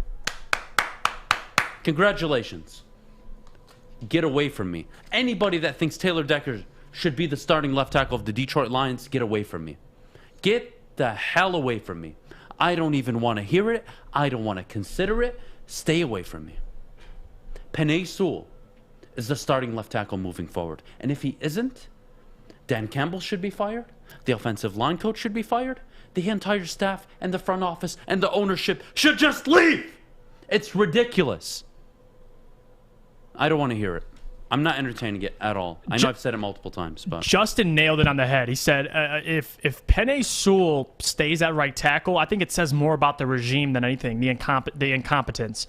Why, like we just reiterated, both of us, why would you not let a man play the position where he will excel the most at? That's the end of the argument because it makes 0 sense. Absolutely 0 sense. Anything else? I'm so angry right now, so I'm not even sure where to go with this. Okay, wait. So before we move on from this, in an ideal world, what do you get for Taylor Decker? Let's entertain the trade aspect because I think it's a good move. If he doesn't want to move to right, you got to trade him. We're gonna accept this, Detroit. Follow along here. We are going to accept that Taylor Decker will be traded if he's unwilling to move to right tackle. Why? because your roster is not good enough to contend for the next 2 to 3 seasons, probably the next 2. So if you can acquire a second or maybe even a third and some players, I would strongly advise you on getting rid of him, because you can address the right tackle position in free agency or through the draft. Believe me, it's not that hard. Securing the left side, blind side of your quarterback is much more difficult. And the fact that it looks like you nailed the Penei Sewell draft pick, what are we doing here? Why are we wasting your time and my time? Penei Sewell is the starting left tackle. Moving forward, it's the end of discussion. I don't care what Dan Campbell says. I don't care what his offensive line coaches say. I don't care what Hank Fairley says. I don't care. They're wrong. Penei Sewell needs to stay at left tackle. And if you can't see it, I feel so bad for you. I do. Because you don't deserve another job in the NFL if you don't see it. Now, if you won't admit it, okay, I can agree with that. You don't want to cause too much of a stir in the locker room. You want to wait for Taylor Decker to come back. And you want to have a conversation with him. Okay, but I would start having the conversation now with him. Mm-hmm. Taylor, when you come back, we want you on the right side. We want you on the right side. We want you to be a part of this team for the next few years. Like, play on the right side. We want you around when we become good. But this kid is just too good at the left tackle position for us to consider you at the left tackle spot. Sorry. And if he has a problem with that, then he goes bye-bye. And you trade him to a contending team, and you get a good second-round pick for him, and maybe a nice piece from their practice squad or whatever it may be, a player that you maybe see potential in. That's your move. Because Lord knows you need 8 more defensive players. And Lord knows you need a quarterback and more wide receivers. And Taylor Decker starting at left tackle doesn't fix any of that. So do us all a favor and move on. Am I saying anything wrong, Jeff? No, I agree. Is there anything you would do differently? No, we have the same premise. You approach him like a man. I'm sure Taylor Decker would love to be approached. He's not going to, don't trade him. You approach him and you ask him honestly. You say, what do you want to do? Do you want to play right tackle for the Detroit Lions and stay getting paid what you're getting paid? Or do you want to go play left tackle for another team? I mean, that's the conversation you got to have. Be very upfront with him. And if he's not willing to make the change and he's very adamant, I want to play left tackle, you do the deal. And you could get, maybe not wait till the offseason to trade him possibly, but you get a first, maybe a couple seconds and thirds. You get picks, you get assets, maybe a cornerback, but preferably assets, and you move on. And I think if this offensive line is showing what they can do without a Taylor Decker, they look pretty good. I mean, Matt Nelson's Matt Nelson. He hasn't played, he had some penalties, but they'll get better from in the right tackle position. They'll improve that area if Taylor Decker's were to leave. But I want to ask you, what would you take for a Taylor Decker if you're trading the guy? If I'm trading him, well, ideally, we all want more, but I would consider a second and a fifth. But I don't even know if a second is possible. And Justin Spiro is making a very good point. NFL in-season trades. Teams aren't willing to give up much unless it's a contender. The Lions got snacks for a 5th-round pick, yes, but he was on the last year of his deal, and the Lions sucked. So they weren't doing it. They weren't making any moves. Now, you can hold an Indianapolis, a Kansas City, a contending team more accountable and get a 3rd, a 2nd-round pick. I would take a 3rd and a 4th. I would take a 2nd and a 5th. And that would be ideal. And that would be more than enough for me, and I'd walk away happy from the deal. I would keep Taylor Decker into the offseason. I agree with you and Justin. They don't really make trades. The snacks trade was an anomaly. There's a couple other ones, but I think you wait. You see teams, they'll open up left tackle positions. We need a left tackle to address their team. Maybe someone overpays for a Taylor Decker. But until then, you have the conversation with him like a man, and we'll see what happens from there. But still respect Taylor Decker as a player. It's not any hate, this is nothing personal, Taylor. I don't want him listening and feeling like really offended or that I hate the guy. Going into the season, before we even drafted Sewell, he was a very good left tackle. He remains a very good left tackle. That doesn't change. Yeah. But hey, Taylor, reality check. We suck for the next 2 years. So if you want to move to the right and stay on the team for the long term, be my guest. You don't want to, and I get a 2nd and 4th-round pick offer, see ya. Bye-bye. Adios, amigo. That's simple. Love that accent right there. You just kind of hinted at us. It's a lot of Cartoon Network growing up. All right, well, there's people in the chat saying you don't trade a generational player. Taylor Decker No is way very anybody. good. Nobody said that. Yes, Nobody they said did. that. You're lying. No, I'm not lying. That's why I'm addressing it. Taylor Decker is not a generational player. He is a very He good. had one good Yes. year last Thank you, year. Jeff. He had a career. He had a career low in sacks, career low in penalties. 1 year. Uno. Here, I'll play Spanish. Uno. 1 year. That's all he had. 1 year. After that, we'll see. Yet to be determined. Before that, couldn't keep Matthew Stafford standing tall. So you know what? It is what it is. All right. I hate the generational player. What? Yeah. What? Penei Sewell's the youngest left tackle to ever start. Look how he played. Compare the two. Move on. All right. Exactly. I'm getting too much like Adam. No, I liked it. Good job, Jeff. All right, coming up next, we're going to be grading the Lions, like specific players, positions, and their performances. So stick around for that. But before we go, we need to hear from Adam's favorites over at BetQL. All right, ladies and gentlemen, BetQL, you want to get an advantage over your sports books? This is how you do it. It just so happens that I am 9-2, and I'm not including Green Bay. 9-2 when using BetQL. 9-2 on my bets. They give me all the data and analytics I could ask for. Their computer models run every single possible outcome. Their algorithm went 13-2 over the Week 1 NFL games. 13-2 between Thursday and Sunday. Imagine that. 13-2. If you win 55% of your games as a bettor, you're considered elite. They're out here pulling out 80-90%. Unbelievable. Head to the App Store or Google Play Store now to download the BetQL app. Head to try.betql.co/WSN or use code WSN to get 25% off your potential subscription, whether it's annually, monthly. I definitely recommend it. I use it myself. We'll see you after the break. Fellas, football season is here. It's time to make your grooming experience easy like Sunday morning. Get to Lady Jane's Haircuts for Men. Walk in, relax, watch your favorite team play, and before you know it, your hair will be game ready. Get to Lady Jane's, open 10 to 8, 7 days a week. Walk in anytime. It's wicked awesome. Would you like to win a custom-built chopper while helping our veterans at the same time? Then watch as we turn this bike into a one-of-a-kind classic chopper. Watch the Call Sam Chopper Shop on our social media channels and get your raffle ticket today at callsam.com/chopper shop. Back, everybody. You're tuning into the Morning Wood on the Woodward Sports Network. Happy to have you here on a kind of gloomy Tuesday, honestly. I'm not going to lie to you guys. It's not pretty out. But we're going to be grading the Lions' player performances now. So I guess we'll just start with the head honcho, Jared Goff. QB position. Jeff, what are you grading him?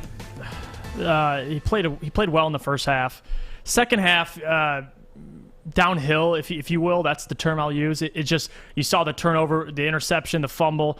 I'm going to give Jared Goff a C-. I think he played well enough to earn the C grade, but the second half, he gets the minus. He gets the minus. The fumble, the slip out the hand. I don't know if the ball was wet, whatever the case may be. He just didn't play well. I mean, 26 for 36, 246 yards is good, 2 touchdowns. The interception, the fumble, maybe you can argue a C, but I can't give him a B or anything like that. So I'll go C-. All right, Jared Goff, I gave him a D+. I gave Jared a D+ because it's not what you do when things are going right. It's what you do when things are going wrong, and the plays aren't developing the way you want them to, and the receivers aren't as open as you planned them to be. How are you making those throws? And Jared Goff did a terrible job of that all night, especially in the second half. But the first half, he did throw a dime to TJ Hockenson. The Cephas play, dead open, hard to miss, but still made the throw, touchdown, let's go. 2 very good throws. He looked comfortable, but when he got punched in the mouth, it changed the whole game. And although, again, he impressed me the first 15, 20 minutes of the game, his remaining 40 were very concerning. I give him a D+. It may be a bit harsh considering he did have a very good first quarter, but overall, I give Jared Goff a D+. Kennedy, who's next? All right, up next, we're going to talk about our running backs. So what did you guys think?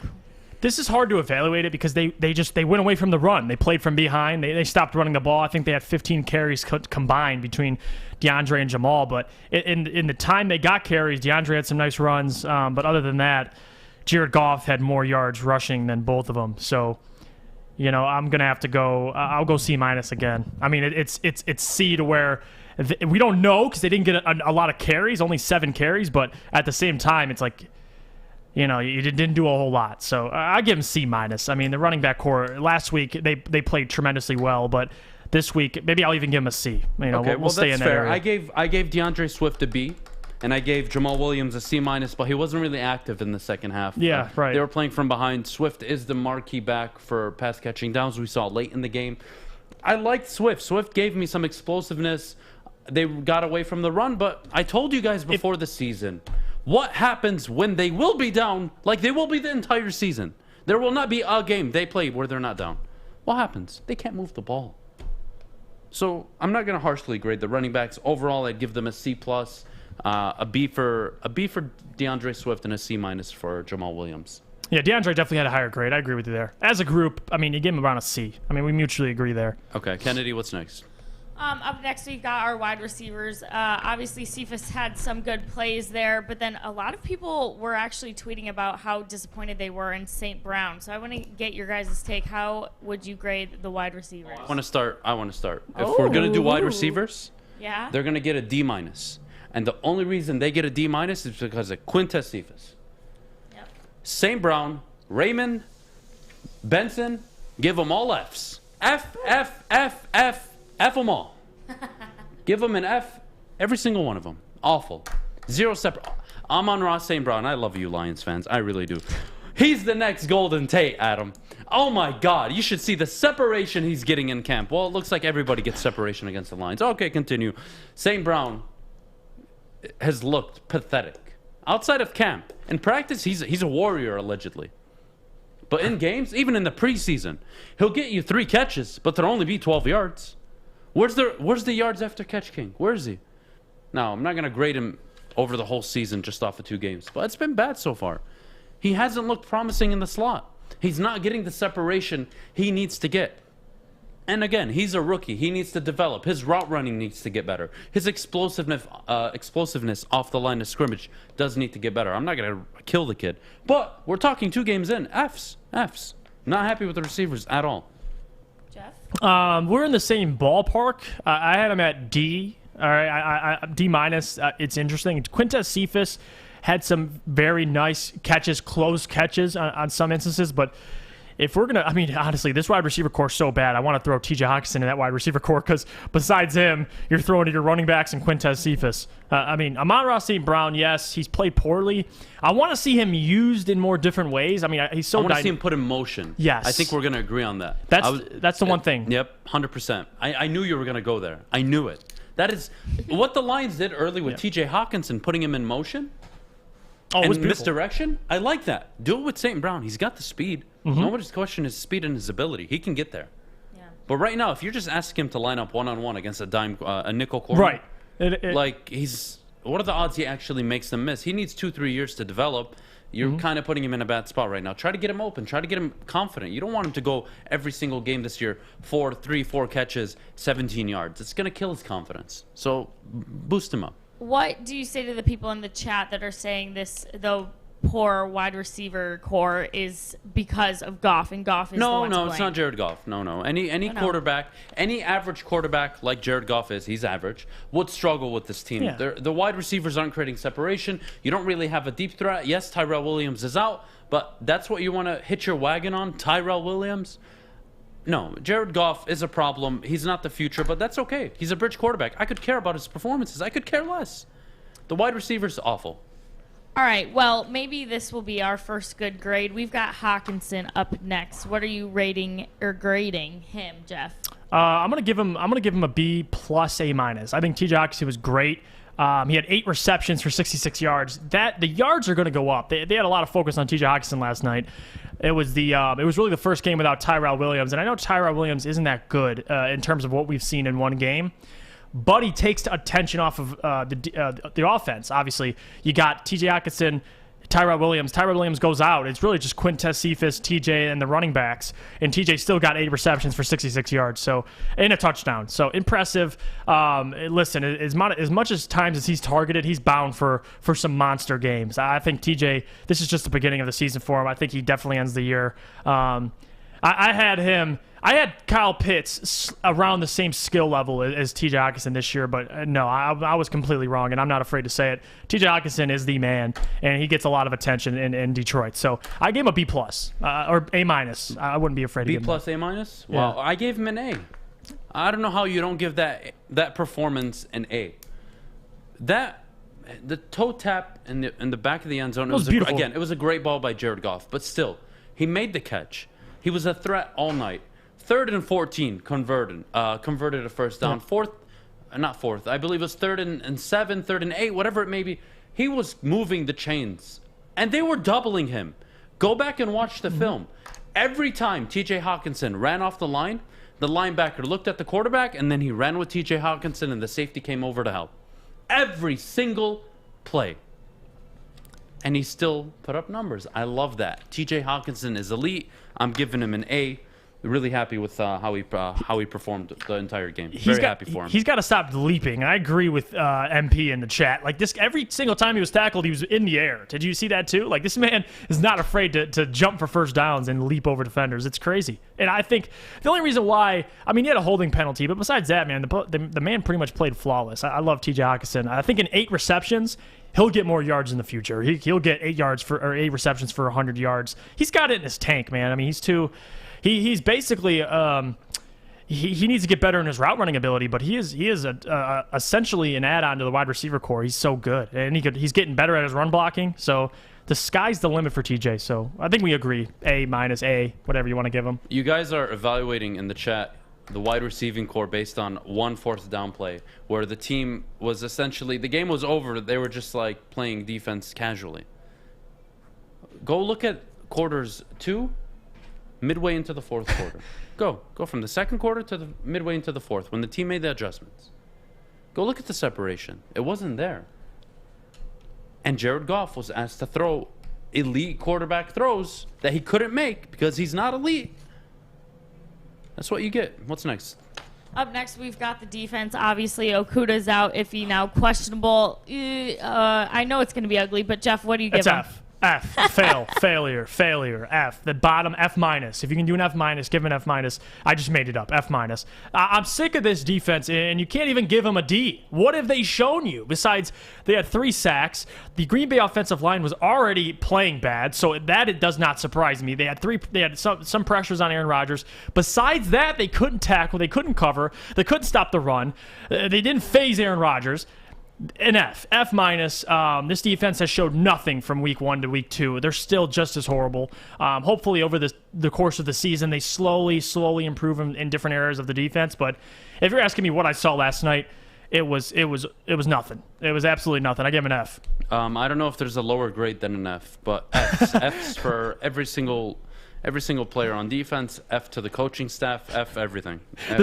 Everything was F. Mike said Z minus, the bottom of the alphabet. Give him you're a Z. being generous by even giving him a Z. Like, do whatever you got to do.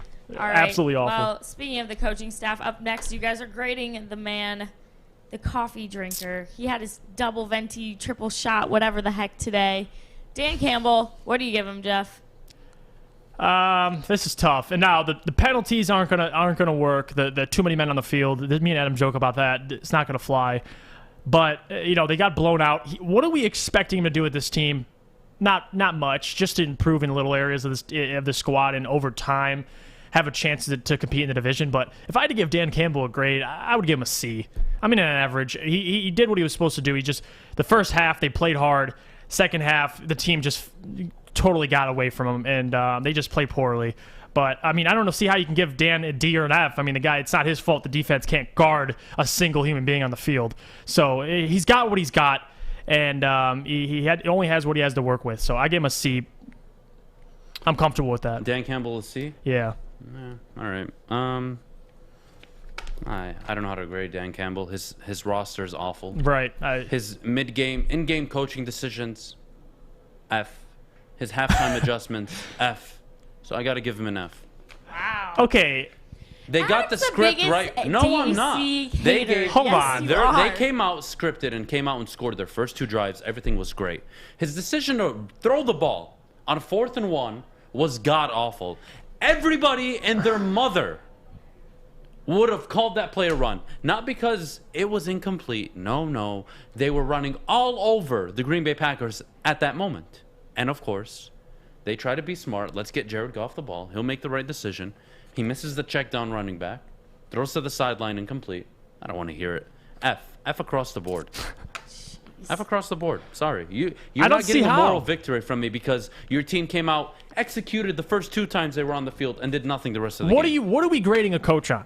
To answer me In-game that. decisions. Okay. Awful. Okay, so you give me not awful to have an F, but it was Awful. bad. Awful. Okay, awful. He's an Halftime F. adjustments, beyond F. What were his halftime adjustments? Nothing. That was the problem. They lost to a better team. They lost to a better. What were you expecting to happen, Adam? Goodness. They lost 21-0 in the second half. What were you expecting? Oh my goodness. 21-21 at the end of the game? No. Come on, but dude. They came out flat. They came out with 0 adjustments. Green Bay adjusted to everything the Lions were doing. The Lions adjusted to nothing. What are we doing here? What do you want them so to they just adjust? went into Get the halftime. quarterback? Oh my goodness. Adjust.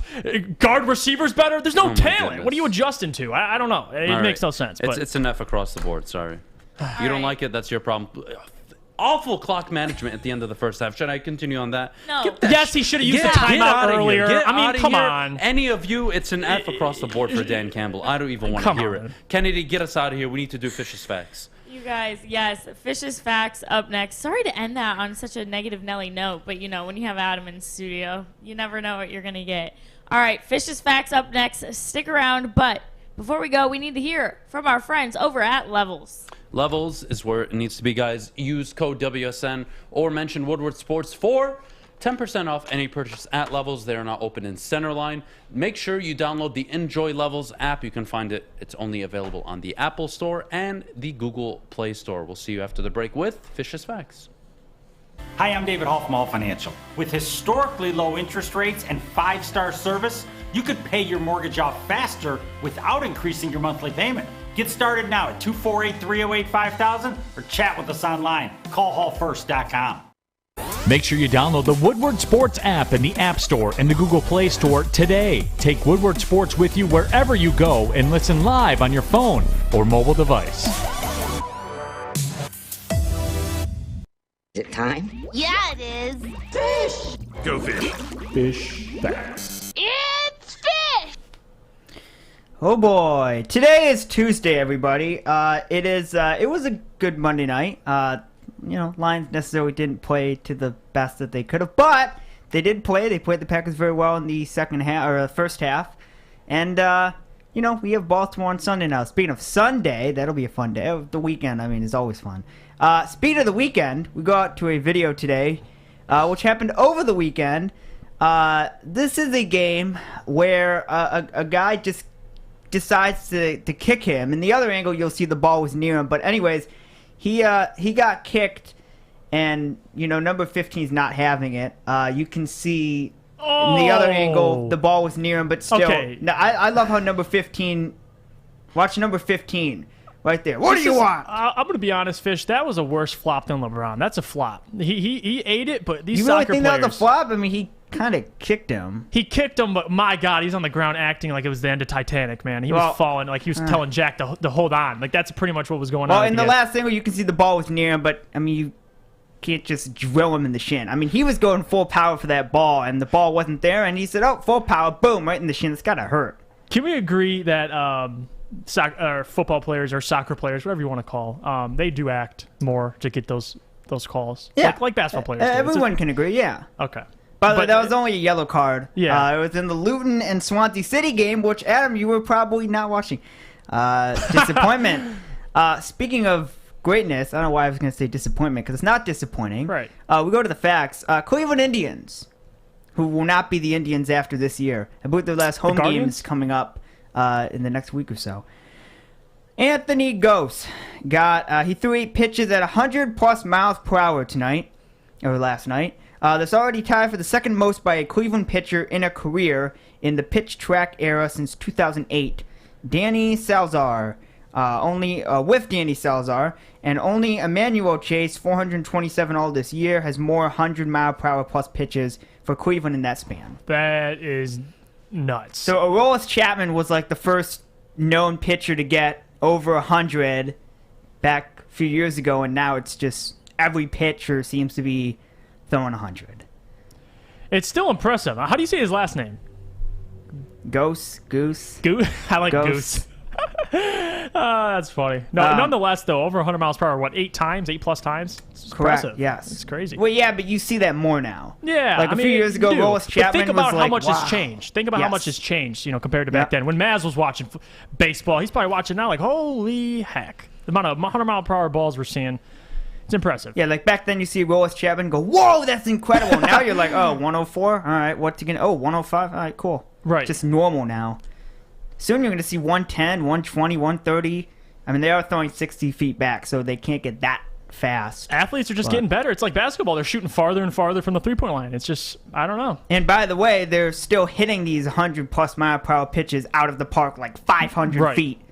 So the batters are also getting better. Speaking of batters and fast feet, John Means. Yes, that is his name. 102.7 mile per hour double. That's tied for the second hardest hit batted ball by an O's pitcher tracked by StatCast since 2015. May 23rd, 2015, Mike Wright Jr. single behind only June 29th, 2016, Yevgeny Gallardo single at 106.5 mile per hour. So they're hitting these balls fast as well as they're getting the ball delivered to them fast.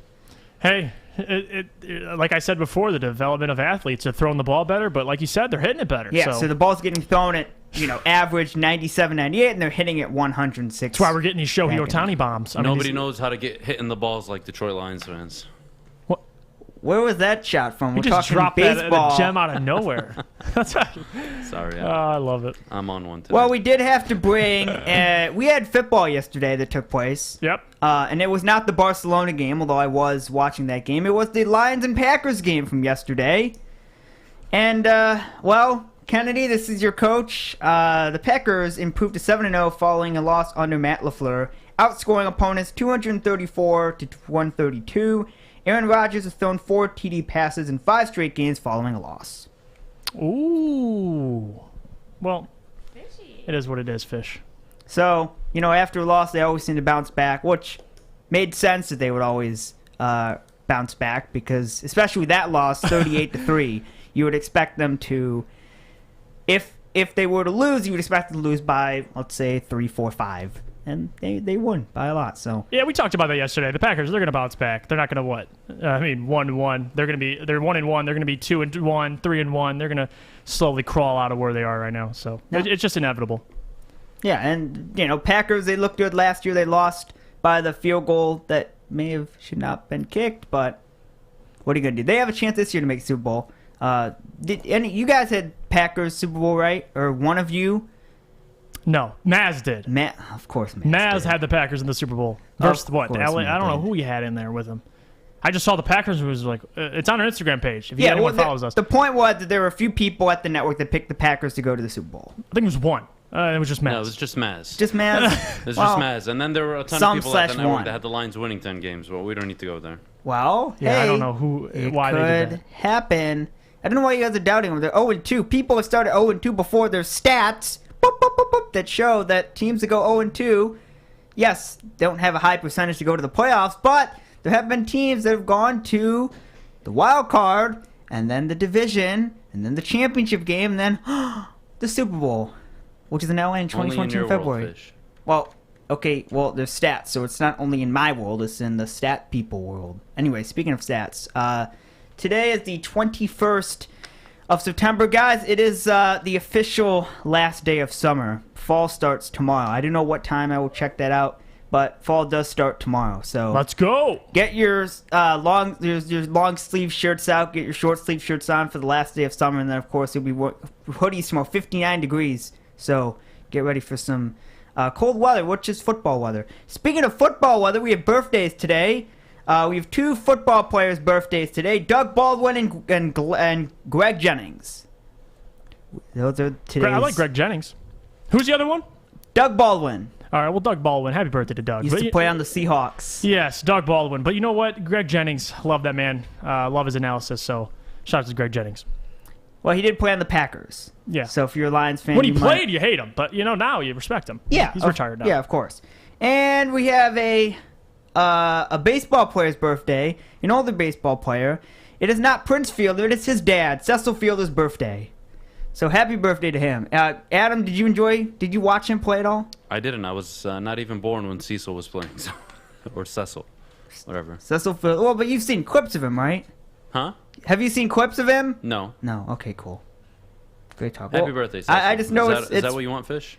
No, I just wanted to know if you saw clips of him because he was Prince Fielder's dad. Yeah, I know who he is. Fish. Okay, cool. Well, he was a good. He played yeah, he was on. good. His son was a fat vegan, I think, or fat vegetarian, one of the two.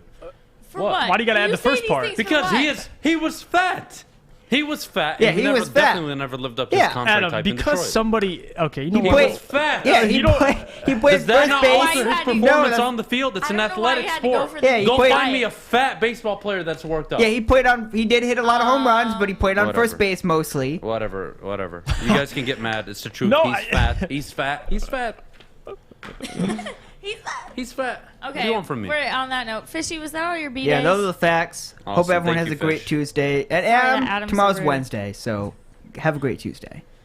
All right, friends. Well, we got to get out of here. But before we go, I got to tell you about Friday Night Clash. Every Friday, we broadcast one of the best games in Metro Detroit on Woodward Sports, Facebook, YouTube, and Twitter. This week's matchup is Belleville at Dearborn Fordson. So make sure you tune in at 9 p.m. this Friday. We will see you right back here tomorrow. This has been Woodward Sports.